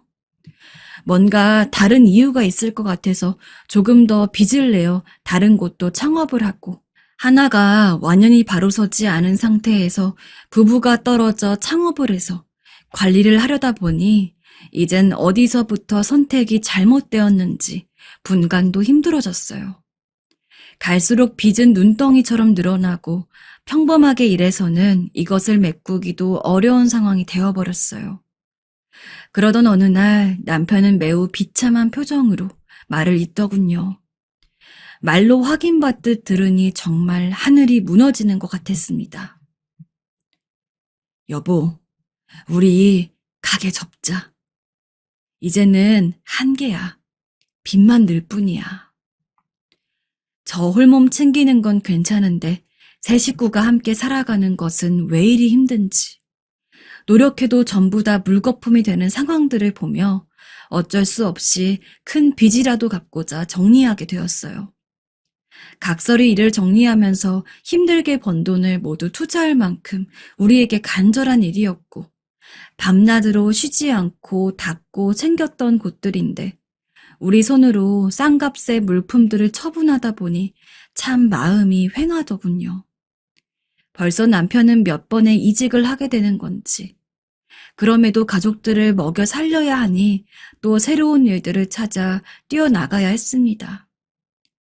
저도 다시 일터로 나가게 되었지만 아이가 자라 초등학생이 되었고 신경 쓸 게 많다 보니 온전히 경제 활동에만 집중할 수 없었어요. 남편은 일용직을 하면서 될 수 있는 한 어떻게든 빚을 감당하고 생활비를 벌어보려고 했으나 어쩜 이렇게 빈곤과 빈곤은 계속 덮쳐오는 걸까요? 집을 줄여서 이사를 갔기에 월세를 내면서 살고 있었는데 그간의 빚을 갚느라 월세도 밀리기 일쑤였던 것입니다. 집주인은 매번 쫓아와서 월세를 독촉했고 듣고 있기가 민망할 지경의 소리를 저희에게 질러댔어요.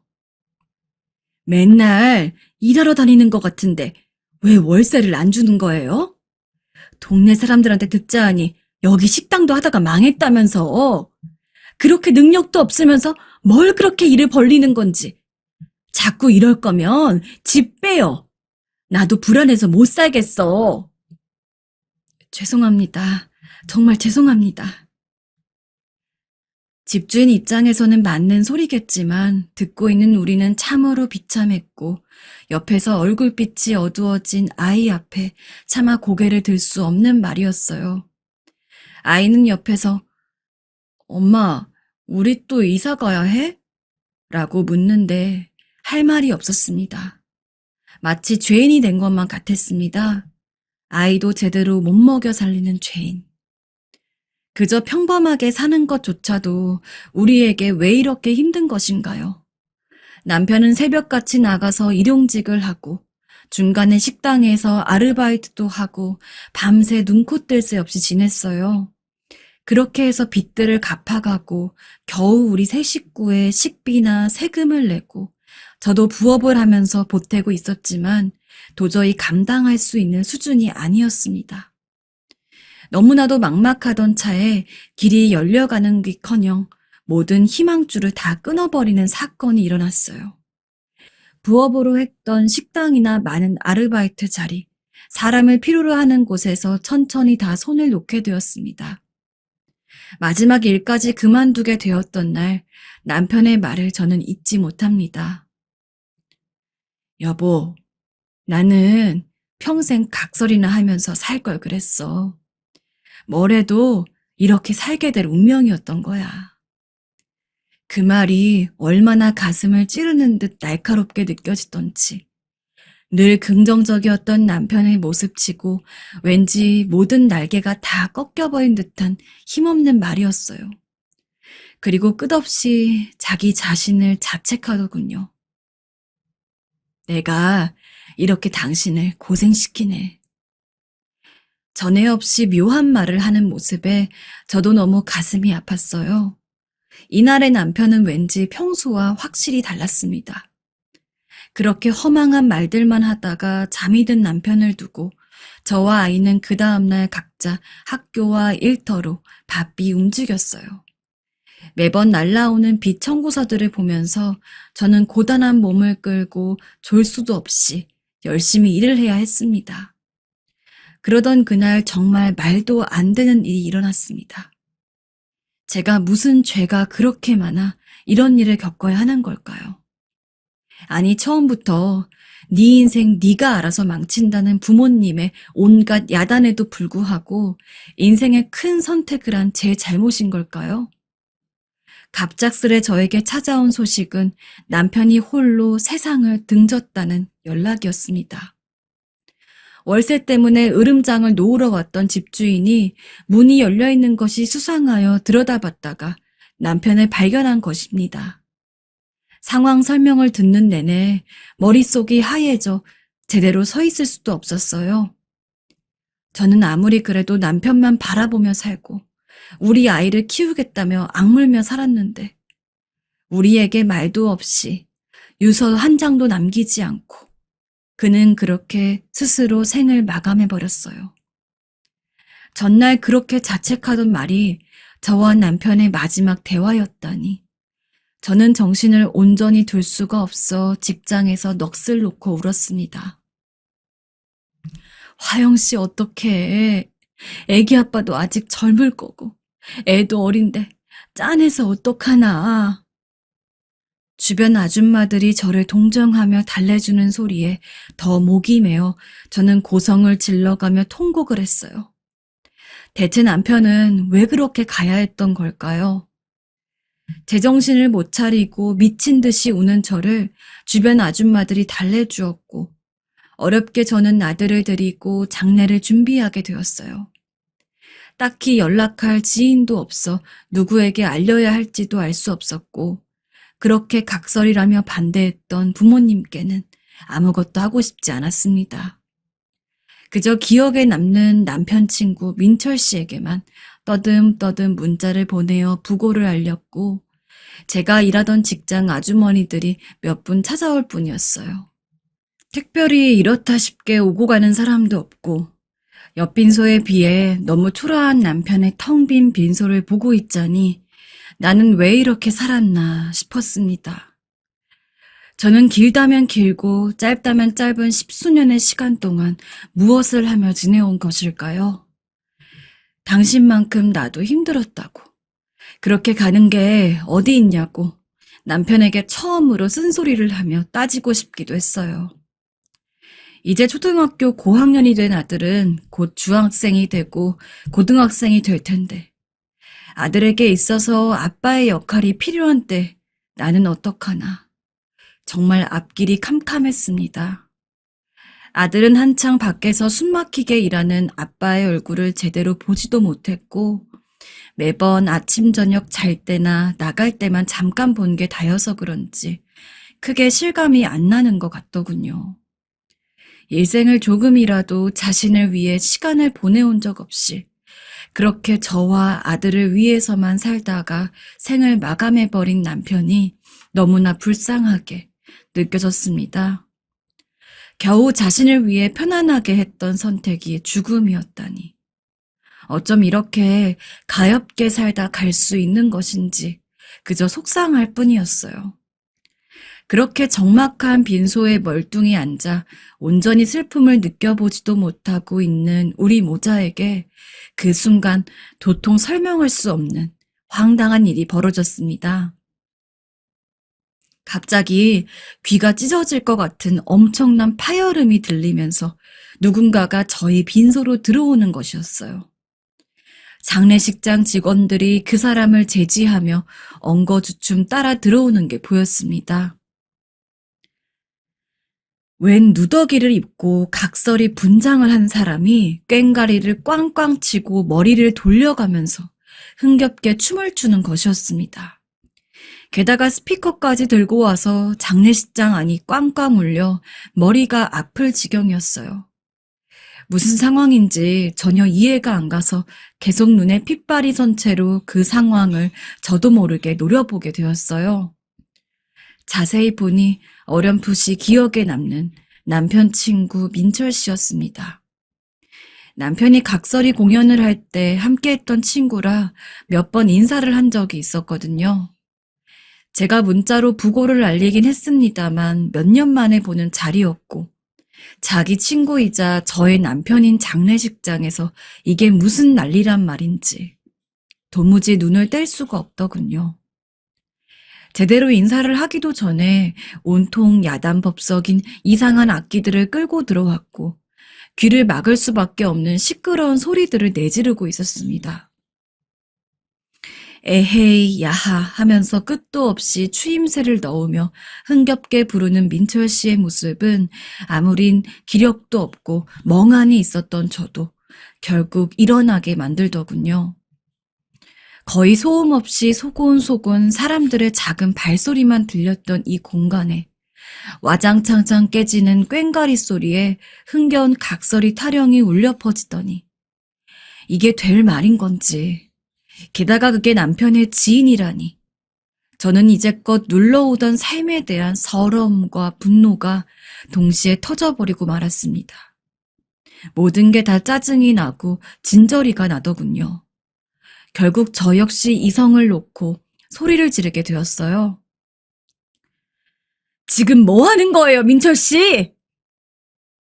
저를 힐끗 보고 잠깐 멈추더니 이윽고 다시 원래대로 이어서 타령을 부르며 앞으로 돌고 뒤로 돌며 춤을 추는 것이 아니겠어요? 전혀 아랑곳 않고 계속 난장판을 이어가더군요. 그 모습에 결국 참고 있던 다른 장례식 스태프들까지 몰려와 따지기 시작했습니다. 이봐요. 여기가 어딘지 알고서 하는 짓거리요? 미쳤어요?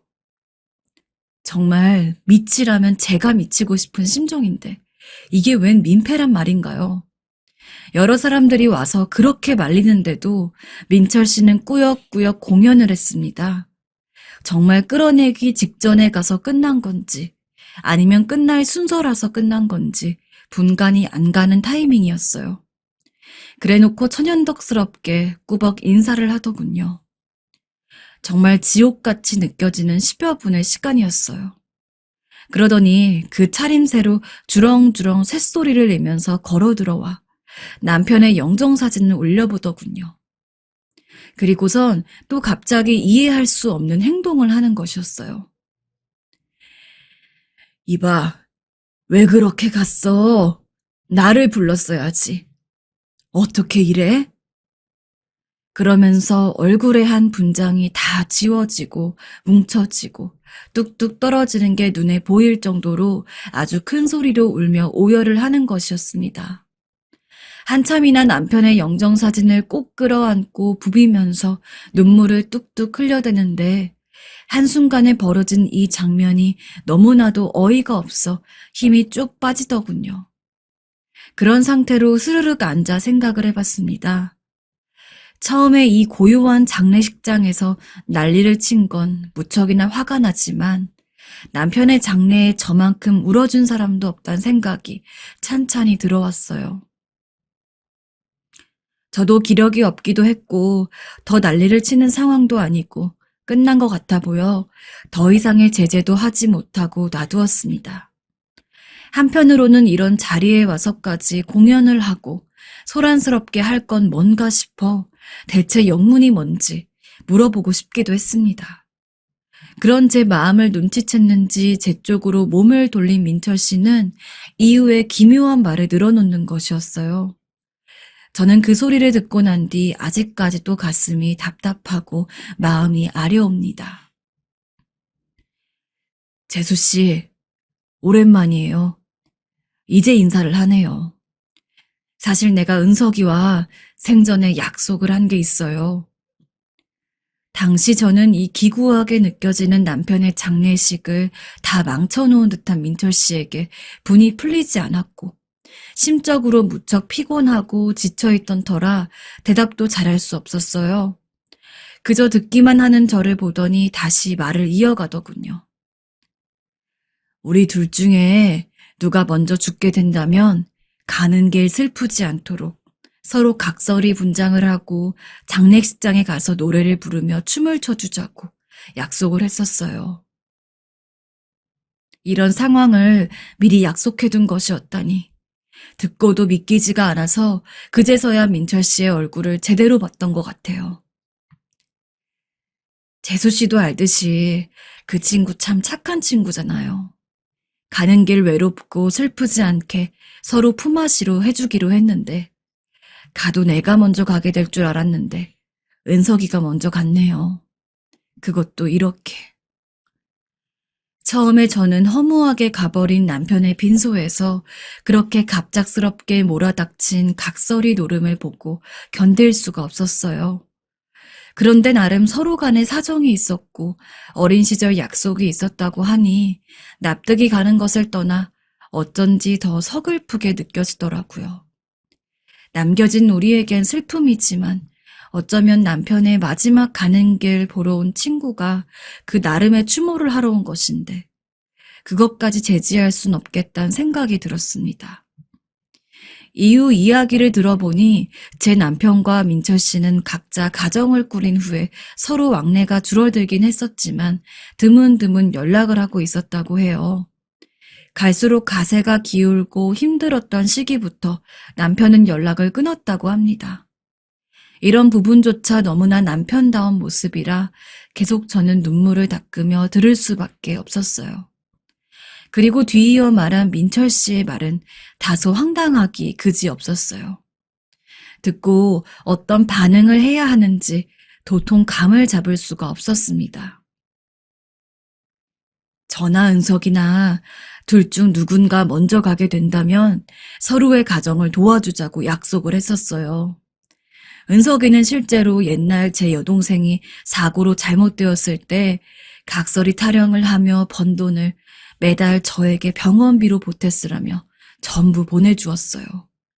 그렇게 여동생은 그럭저럭 회복해서 시집을 갔고 지금은 은석이 아들만한 애도 낳아서 살고 있어요. 언젠가는 꼭 갚겠다고 마음먹었는데 오랜만에 듣는 은석이 소식이 이런 이야기라니. 저는 그 은혜를 갚아야 해요, 재수씨.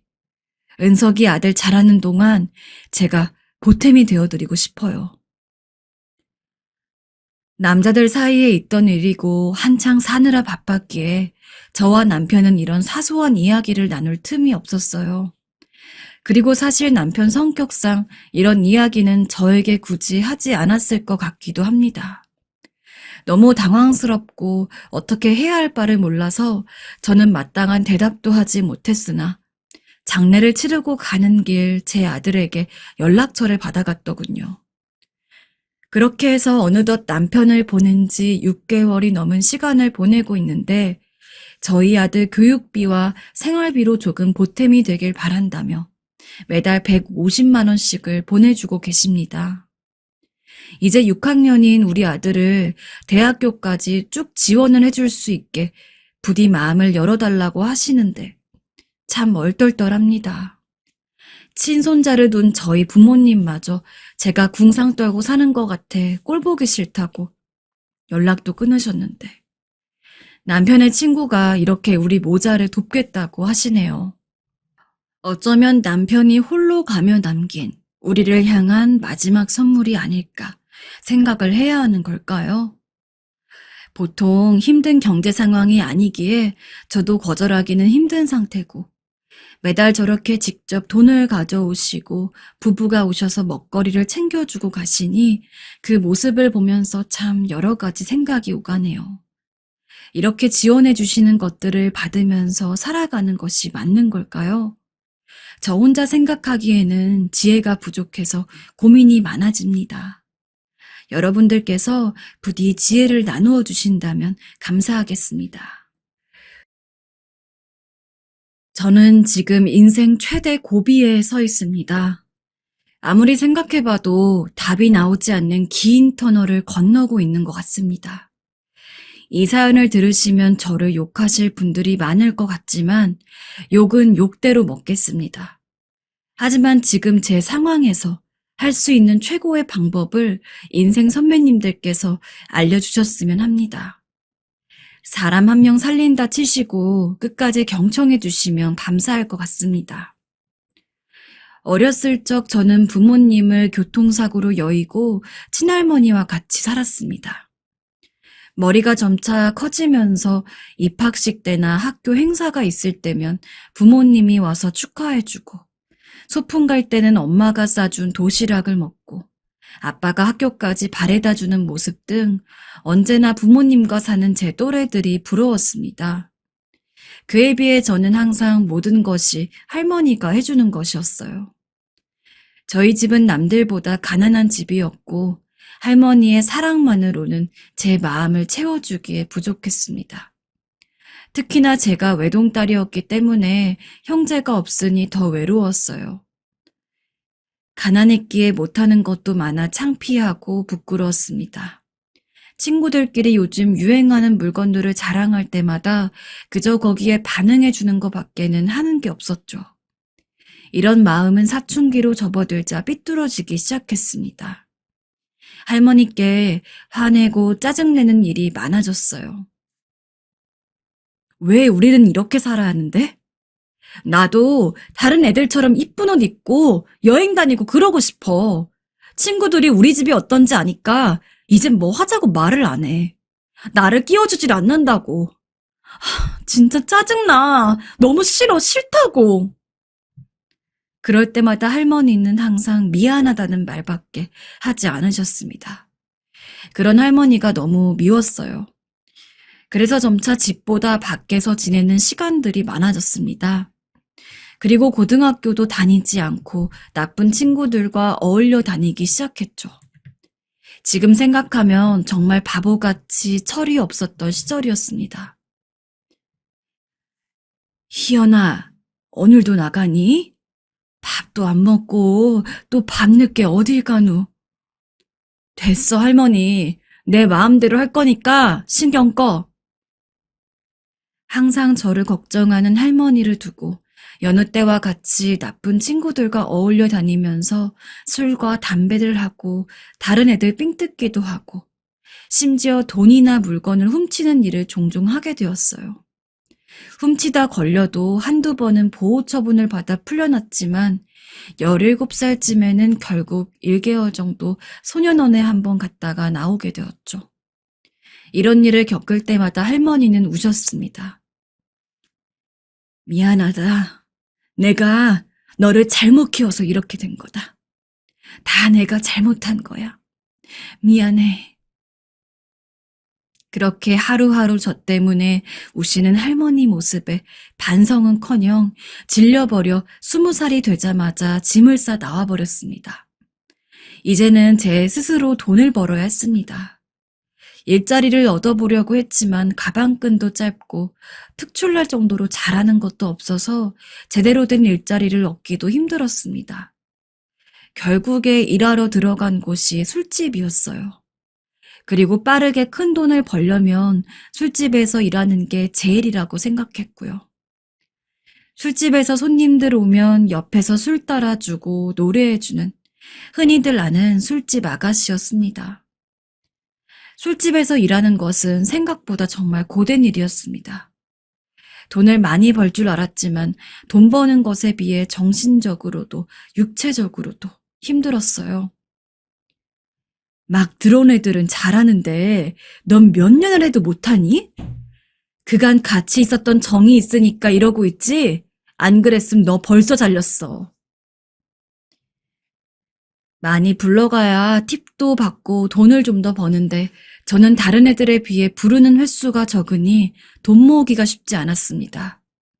겨우겨우 방세를 내는 정도였거든요. 몇 년을 해도 돈이 모아질 기미가 안 보였습니다. 그러던 어느 날 옆에 있던 손님이 만취가 된 일이 있었습니다. 손에는 팁을 준다면서 쥐고 있던 지갑이 있었고 그걸 본 저는 순간 못된 생각을 하게 되었습니다. 훔치는 일은 이제 하지 않기로 결심했지만 그때 상황이 너무 힘들어 저도 모르게 들키지 않게 슬쩍 지갑에 들어있는 현금을 훔쳐버렸습니다. 혹여나 들킬까봐 걱정도 되었지만 놀랍게도 들키지 않고 넘어갔어요.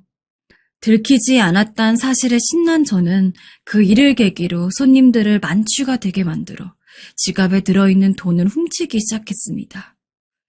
그렇게 훔치고 모으다 보니 나름 수입이 짭짤했습니다. 10,000원부터 시작해 20,000원, 50,000원, 100,000원. 조금씩 훔치다 보니 점점 과감해져선 그 다음에는 지갑 안에 있는 현금을 있는 그대로 다 훔치는 정도까지 가버렸습니다. 야, 지금 너 뭐해? 하지만 꼬리가 길면 잡힌다는 속담이 있잖아요. 결국 얼마 안 가 다른 손님에게 들켜버려 사장님 귀에 들어가 술집에서 잘리고 말았습니다. 원래 같으면 경찰서로 가야 했겠지만 손님과 합의를 한 것으로 마무리가 되었어요. 잘리고 나니 이미 그 동네에서는 벌써 소문이 다 나버려 다른 술집으로 가기가 어려웠습니다. 이리저리 방황을 하다 결국 그곳을 떠나 저를 모르는 곳으로 멀리 가게 되고 그곳에 있는 다른 술집에 새롭게 일하러 들어가게 되었습니다. 이전에 걸린 것도 있으니 새로 들어간 곳에서는 행동을 조심했습니다. 어머, 또 오셨네요. 그러는 도중에 제가 다니는 술집에 자주 드나들던 단골 손님이 있었어요. 젊고 아주 외모가 훤칠하고 자신을 의사라고 얘기하는 남자였습니다. 그 사람은 이상하게 술집에 오는 다른 사람들처럼 행동하지 않았어요. 명령조로 얘기하지 않고 언제나 친절하고 다정하게 대해줬습니다. 얼굴을 몇 번 마주치고 대화를 하다 보니 그 사람과 자연스레 친해지게 되었고 제가 자라왔던 이야기를 해주니 저를 도와주겠다며 스폰까지 해주었어요. 이런 일을 처음 겪었던 저는 그런 모습에 호감이 갔던 것 같아요. 점차 그 사람에게 빠지기 시작했죠. 그러던 어느 날 그 사람이 제게 다가와 아주 은밀한 유혹을 하였습니다. 네? 도와줄 사람은 많을 텐데 왜 저한테... 희연 씨가 잘해줄 거라 생각해서요. 제가 하는 일 중에 아주 큰 게 하나 생겼는데 간단하게 도와주면 되는 일이에요.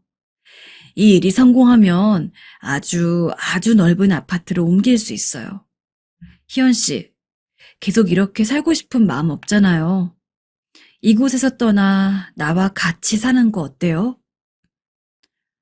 저는 당연히 좋죠. 아무나 얘기하는 게 아니라며 제 두 손을 살며시 잡고 달콤하게 속삭여오는 그의 말에 저는 넘어가 버리고 말았습니다. 싱긋 웃으며 내민 저 손이 이 생활에서 벗어나게 해줄 거라고 믿었습니다. 별 볼 일 없는 제게 이런 말을 해주는 사람은 처음이었으니까요. 그냥 계속 반복되는 지긋지긋한 일상에서 나도 좀 남들처럼 평범하게 살아볼 수 있을까 하는 생각이 컸던 것 같아요. 잘 생각했어요. 쉽게 끝날 일이니까 걱정 말고 제가 시키는 대로 하면 돼요. 고마워요, 희연 씨. 그의 말을 들으며 그가 하는 일들을 도와주었습니다. 아무 의심 없이 이것만 끝나면 저 사람과 같이 행복한 미래를 꿈꿀 수 있을 것 같았습니다. 하지만 그 일은 제 인생에 있어 없애버리고 싶은 과거가 되었습니다. 큰 건이라고 얘기한 그 일은 사실 범죄에 관련된 일이었고, 그것은 잠복하고 있었던 경찰들에 의해 붙잡히고 말았습니다. 경찰서에 수사를 받고 보니 놀랍게도 제게 도와달라고 부탁을 한 그 남자는 이름도 직업도 모든 게 가짜였습니다. 저를 속이곤 잡히지 않게 교묘히 돈만 챙기고 빠져나가서 사라진 지 오래라는 것이었습니다. 그리고 그 모든 걸 저에게 덤터기 씌운 것이었고요.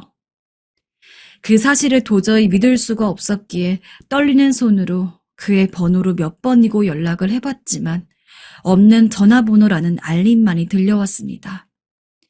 잠시나마 꿈꿔왔던 그 행복한 미래는 산산이 부서지고 말았습니다.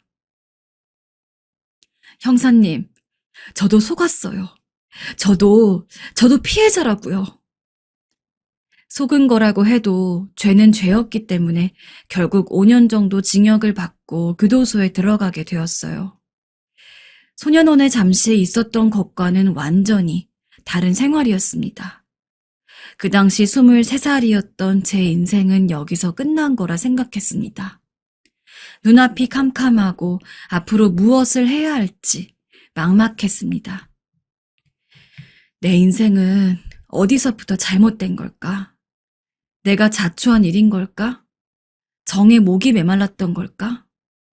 쉽게 믿어버린 내가 바보구나 하는 생각을 하며 하루하루를 눈물로 보냈습니다.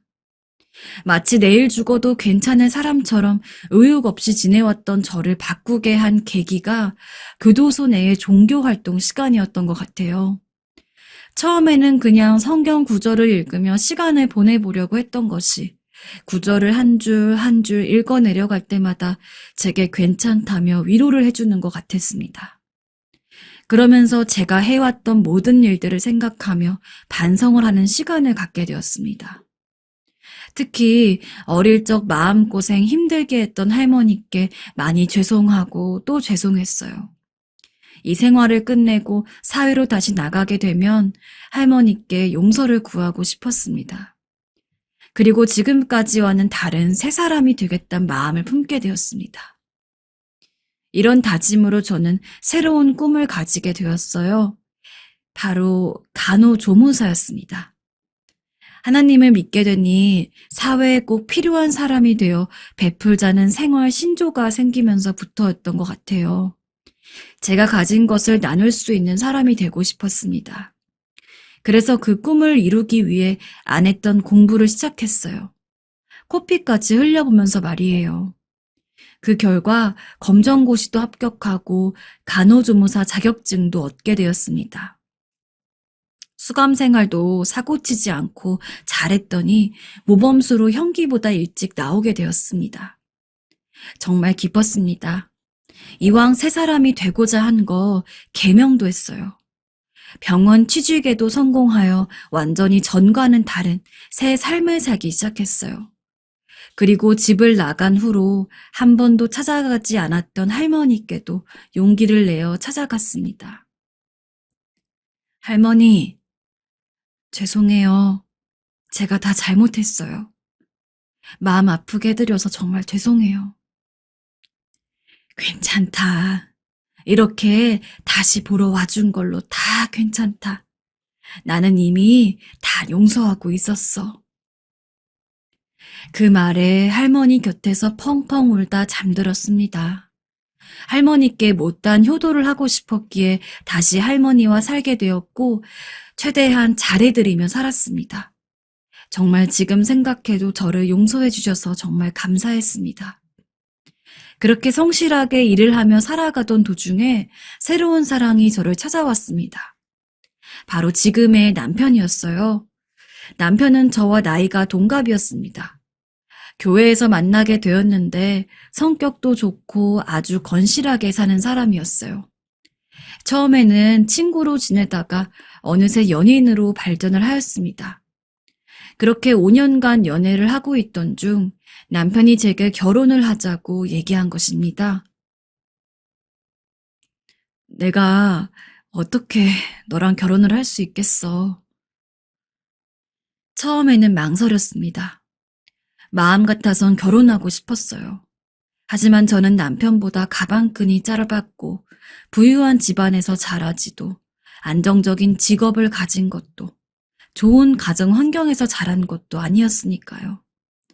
심지어 남편은 말만 해도 아는 대기업에서 일하고 있었으니 부족한 저를 남편 집안에서 받아줄지도 걱정이 되었습니다. 또 제 과거를 다 아는 것도 아니었으니까요. 걱정 마. 네가 무슨 생각을 하고 있고 뭘 걱정하고 있는지 잘 알고 있어. 지금까지 너만 생각하고 사랑해왔어. 내가 사랑하는 여자인걸. 만약 우리 집에서 반대를 하면 내가 나서서 설득해 볼 테니까 나만 믿고 따라와줘.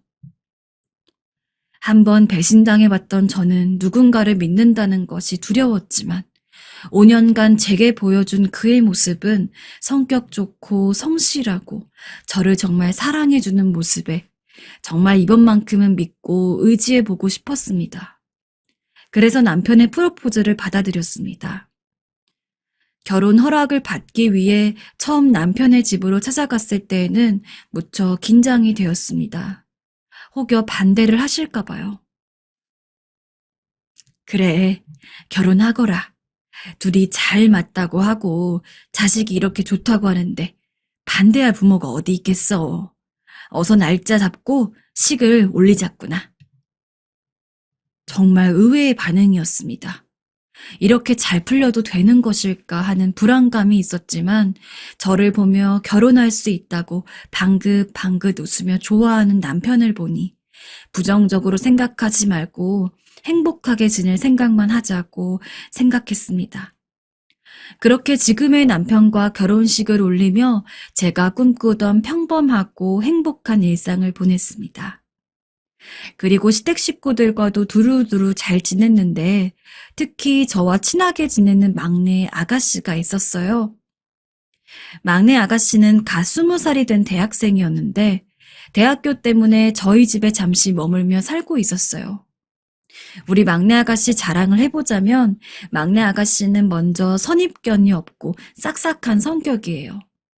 남편과 시댁 식구들은 제가 좋은 가정 환경은 아니었다는 정도만 알고 있었는데 보통은 좋은 가정 환경에서 자라지 않았으면 선입견 같은 게 생기잖아요. 하지만 특히 우리 어린 막내 아가씨는 먼저 제게 다가와 시댁 적응을 시켜주었습니다. 안녕하세요, 새언니. 편하게 언니라고 부를게요. 제게 새언니가 생긴다는 게 엄청 좋네요. 앞으로 잘 부탁드릴게요. 같이 지내면서 궁금한 거 있으면 몰래 물어보세요. 제가 다 가르쳐 드릴게요. 이렇게 나서서 말해주는 일이 흔한 일은 아니잖아요. 지금도 그때를 생각하면 너무 고마워서 눈물이 날 것 같아요. 그런 막내 아가씨의 모습이 참 이뻐 보였습니다. 두 번째는 나이에 비해 성숙하고 성품이 고와요. 얼마나 곱냐면 도와줘야 할 것 같은 상황이 오면 그냥 못 지나칠 정도예요. 길에서 파는 야채나 과일들을 보면 그냥 지나치지 않고 사올 정도였으니까요. 아니, 아가씨, 이게 다 뭐예요? 또 상추 사왔어요? 아휴, 어제도 사왔잖아요. 그게 어제 그 할머니께서 또 상추를 한가득 파시더라고요. 그거 다 팔아야 집에 가실 것 같아서. 마음이 자꾸 가니까 저도 모르게 또 사버렸어요. 또 겨울에 추위를 타는 노숙인을 보면 자신의 목도리를 벗어주기도 하였습니다. 이 정도면 제가 마음씨 곱다고 자랑할 만하죠. 마지막으로 객관적으로도 이쁜 외모에 말하면 다 아는 명문대에 들어갔을 정도로 공부도 잘한답니다. 정말 대단하죠? 이렇게 어디 하나 부족하지 않은 우리 막내 아가씨. 자랑하려면 밤새 말해도 힘들 정도예요. 제가 외동이라 그런지 동생이 생긴 것 같아서 더 그런지도 모르겠습니다. 다른 사람들 이야기 들어보면 시댁 가족과 잘 지내는 일이 어렵고 친하게 지내기가 어렵다고 하는데 저는 그러지 않았어요. 오히려 서로의 고민까지 들어주며 마치 친자매처럼 지냈답니다. 제가 자주 막내 아가씨와 같이 다니다 보니까 동네 사람들도 자매끼리 사이가 좋네 할 정도였고 우리 남편은 왜 이렇게 둘이 자주 붙어 있냐며 질투할 정도로 친한 사이였어요. 그런 우리 막내 아가씨가 세월이 흘러 결혼할 상대를 데리고 오겠다고 얘기를 하는 겁니다. 언니, 저 결혼하고 싶은 남자가 생겼어요. 가족들한테도 곧 이야기할 건데 언니한테 가장 먼저 알려주고 싶어서 말하는 거예요. 이거 비밀이에요? 네? 정말요? 결혼이요? 그 말을 듣고는 벌써 세월이 그렇게나 흘렀나 싶어 놀랐습니다. 아직 제게는 어리디 어린 막내 아가씨였거든요. 가족들보다 이 사실을 먼저 말해주는 아가씨가 귀여워서 웃어버렸네요. 막내 아가씨의 신랑이 될 사람은 막내 아가씨와 10살 넘게 차이 나는 사람이었습니다. 직업은 유능하다고 소문난 의사라는 겁니다. 나이 차이에 한 번 더 놀랐습니다. 물론 요즘 나이 차이가 많은 커플들이 많지만 막내 아가씨는 비슷한 나이대인 사람과 연애할 거라고 생각했거든요.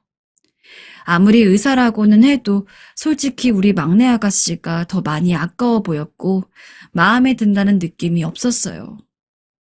10살 이상이나 나요? 네. 언니 근데 그렇게 차이 나도 저한텐 엄청 귀엽고 곰돌이 같은 사람이에요. 그리고 언니, 나 하나 말할 게 있는데. 가족들한테 얘기하기 전에 오빠랑 저랑 한번 밥 같이 먹을래요? 제가 언니 얘기를 많이 하니까 오빠가 한번 만나보고 싶다 그랬거든요. 먼저 소개시켜주고 싶어서요. 저랑요? 좋아요. 알겠어요. 내가 다 괜히 설레네. 10살 이상 난다길래 조금 그러긴 했지만 나이 차가 많이 나는 것에도 불구하고 이렇게 좋아라 하는 우리 막내 아가씨가 결혼하고 싶단 상대가 어떤 사람인지 궁금하기도 했어요. 그래서 알겠다며 만날 날을 기다렸습니다. 괜히 저도 그날이 다가오자 기대되고 설레기도 하더라고요. 안녕하세요. 처음 뵙겠습니다. 하지만 저는 이날을 생각하면 하나님이 원망스러웠습니다. 처음으로요. 제가 그토록 믿고 의지했던 하나님을 부르짖으며 왜 저에게 이런 시련을 주시냐고 소리를 질렀어요. 막내 아가씨가 수줍게 소개하며 결혼할 거라 말한 그 상대가 10여 년 전 저를 속이고 도망간 그 남자였으니까요. 저는 새 삶을 살기로 마음먹은 뒤론 제 과거는 잊고 살았어요.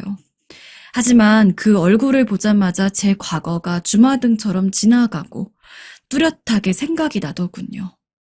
심장이 빠르게 쿵쾅쿵쾅 뛰었습니다. 그 후로 어떻게 밥을 먹었는지, 무슨 대화가 오갔는지 기억이 나질 않았습니다. 손이 덜덜거려 테이블 밑으로 피부가 하얘질 정도로 꼭 잡으며 티를 내지 않기 위해 애를 썼어요. 언니, 어디 속이 안 좋아요? 얼굴이 창백해요. 저를 걱정하며 얘기하는 막내 아가씨에게 괜찮다며 대답은 했지만 속으로는 전혀 괜찮지 않았습니다. 특히 제 얼굴을 알까봐 불안했습니다. 그래서 저 남자가 저를 알고 혹여나 막내 아가씨에게 얘기를 할까봐 무서웠습니다. 정말 밥이 입으로 들어가는지 코로 들어가는지 모를 정도였어요. 죄송합니다. 잠깐 급한 전화가 와서 일어나 보겠습니다. 그 남자는 잠시 전화를 받는다며 자리를 비운 사이에 막내 아가씨에게 얼른 저 사람을 어디서 만났는지 물었습니다. 아, 그게 언니가 알다시피 제가 종종 봉사활동을 하잖아요. 거기서 만나게 되면서 사귀게 되었어요. 언니, 어때요? 괜찮아 보이죠? 아, 봉사활동이요? 봉사활동이라니. 믿을 수 없었습니다. 돈만 생각하면서 사람 마음 뒤흔들며 저를 속이고 떠난 비겁한 그 남자는 봉사활동과 어울리지 않는 사람이었습니다. 왜 하필 많고 많은 남자들 중에 저 남자인지 하나님께 묻고 싶었습니다. 비가 거꾸로 쏟는 것 같았어요. 당장이라도 막내 아가씨가 저 남자와 결혼을 못하게 막고 싶었지만 무슨 핑계로 헤어지게 할지 막막했습니다. 막내 아가씨, 이런 말 하기가 그렇지만 그분 직업은 괜찮아 보여도 아가씨랑 나이 차이도 많이 있고 하니 한 번 더 생각해보면 어떨까요? 아, 제 친구들도 그렇게 얘기하긴 하더라고요. 하지만 그래도 언니, 저도 많이 생각해보고 결정한 일이에요. 그동안 옆에서 봐온 그 사람은 제게 정말 잘해주고 있어요. 또 앞장서서 어려운 사람들 도와주는 모습에 저랑 가치관이 잘 맞는 것 같고, 이 사람과 결혼하면 행복할 것 같은 느낌이 들었어요. 언니만큼은 제 사랑을 응원해 주었으면 좋겠어요. 정말 좋은 사람이라며 행복하게 웃는 막내 아가씨를 보니 지난 제 모습을 보는 것 같아 더 마음이 착잡했습니다. 더더욱이나 응원까지 해달라고 말하니 정말로 푹 빠졌구나 싶었습니다. 콩깍지가 씌어버리면 다른 사람들이 무슨 말을 해도 귀에 잘 안 들어오잖아요. 이거 정말 큰일이다 싶었죠. 그렇게 그 남자를 마주하게 된 그날 밤부터 저는 잠을 한숨도 못 잤습니다.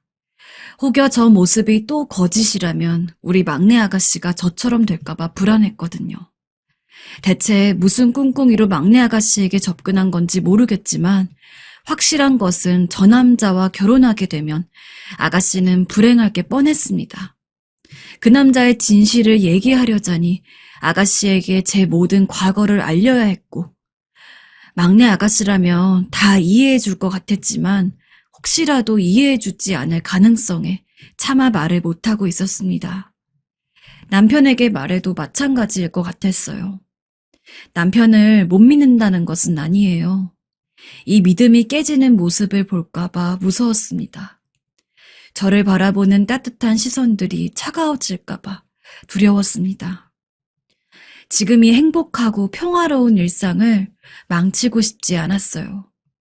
이런 마음 때문에 말을 못하는 제가 그 누구보다 미웠어요. 막내 아가씨에게도 너무나 미안했습니다. 그런 걱정을 하고 있는 사이에 저희 시부모님은 막내 아가씨의 결혼할 상대에 대해서 듣게 되었습니다. 나이 차이는 있지만 의사 사이를 얻게 되었다며 기뻐하는 눈치였죠. 상황은 점점 둘이 결혼을 곧 할 것 같은 방향으로 흘러갔습니다. 그러던 어느 날 또 한 번 같이 만나게 되는 상황이 생기게 되었습니다. 이번에도 그날처럼 전화가 울려 전화를 받겠다며 자리에서 나왔고 저는 한 번은 그 남자와 얘기를 해봐야겠다는 생각으로 화장실을 가는 척 그 남자를 따라갔습니다. 구석진 곳에서 누군가와 전화통화를 하고 있었고 그가 상대방에게 하는 말은 너무나 충격적이었습니다. 야, 좀 기다려봐라. 조금 있으면 곧 결혼할 것 같아. 집안도 좋아서 단물만 쪽쪽 빨아먹고는 버릴 거야. 내가 여자들한테 달콤한 말 속삭이면 아주 껌뻑 넘어가잖아? 명중률 100%라니까? 내가 예전에 꼬셨던 여자들 너 다 기억하지? 그래, 걔네들처럼. 야, 인생 참 편하다 편해. 내가 하여튼 복은 뒤지게 많은 놈이라니까? 이런 대화가 들리는 게 아니겠어요? 제 예상이 맞았던 겁니다. 걱정하던 대로였어요. 우리 막내 아가씨는 저처럼 상처받고 시댁은 난리가 날 것이 뻔했습니다. 저는 화가 나서 통화하고 있는 그 남자에게 다가가 다 들었다며 막내 아가씨에게 이 사실을 말하겠다고 했습니다. 그러나 그 남자는 굳은 얼굴로 잠시 바라보다 뭔가 생각이 난 듯 웃으며 말을 하기 시작했어요. 아, 이제야 생각이 나네. 익숙한 얼굴인데 이름이 바뀌어서 긴가민가 했는데 역시 너였구나. 강희연. 맞지? 와, 너 정말 새삼을 살고 있네. 맨날 술집에서 아양 떨고 다니더만. 인생 참 신기하다. 우리가 이렇게 다 만나고. 그지? 이 남자, 아니 이놈은 저를 기억하고 있었습니다. 저의 옛 이름을 듣고 또다시 심장이 빠르게 쿵쾅쿵쾅 거렸습니다. 우려가 현실이 되었죠. 내가 너 때문에 콩밥을 먹고 나왔는데 그런 소리가 나와? 나를 속이고 갔으면서 이번에는 우리 막내 아가씨야? 무슨 낯짝으로 결혼을 한다는 거야? 어서 헤어져. 내가 결혼할 수 있게 내버려 둘 것 같아? 어이없네. 네가 가만히 안 있으면 나도 가만히 안 있어. 너야말로 무슨 낯짝으로 나한테 협박하는 거냐? 네 과거를 생각하면 지금 네 생활이 좀 과분하다고 생각되지 않아? 나 혼자선 죽을 수 없지. 안 그래? 내 말 무슨 말인지 알아들었으면 입 닥치고 있어라. 제 과거를 빌미로 적반하장으로 협박하는 모습에 치가 떨렸습니다. 이런 돈만 밝히고 인성 개차반인 남자와 소중한 우리 막내 아가씨가 결혼하게 둘 수 없었습니다. 이 개차반의 실체를 말하게 되면 잊고 싶었고 숨기고 싶었던 제 과거가 드러나게 되겠죠. 제게는 아이까지 있는데 제 과거를 알면 시댁 식구들과 남편이 어떤 눈으로 저를 바라볼지 또다시 무서워지기 시작했습니다. 어떻게 얻은 행복인데 이 남자 때문에 또다시 불행해지고 싶지 않았습니다. 정말 어떻게 해야 좋을지 막막합니다. 이럴 땐 어떻게 해야 좋은 걸까요? 사실을 얘기해야 할까요?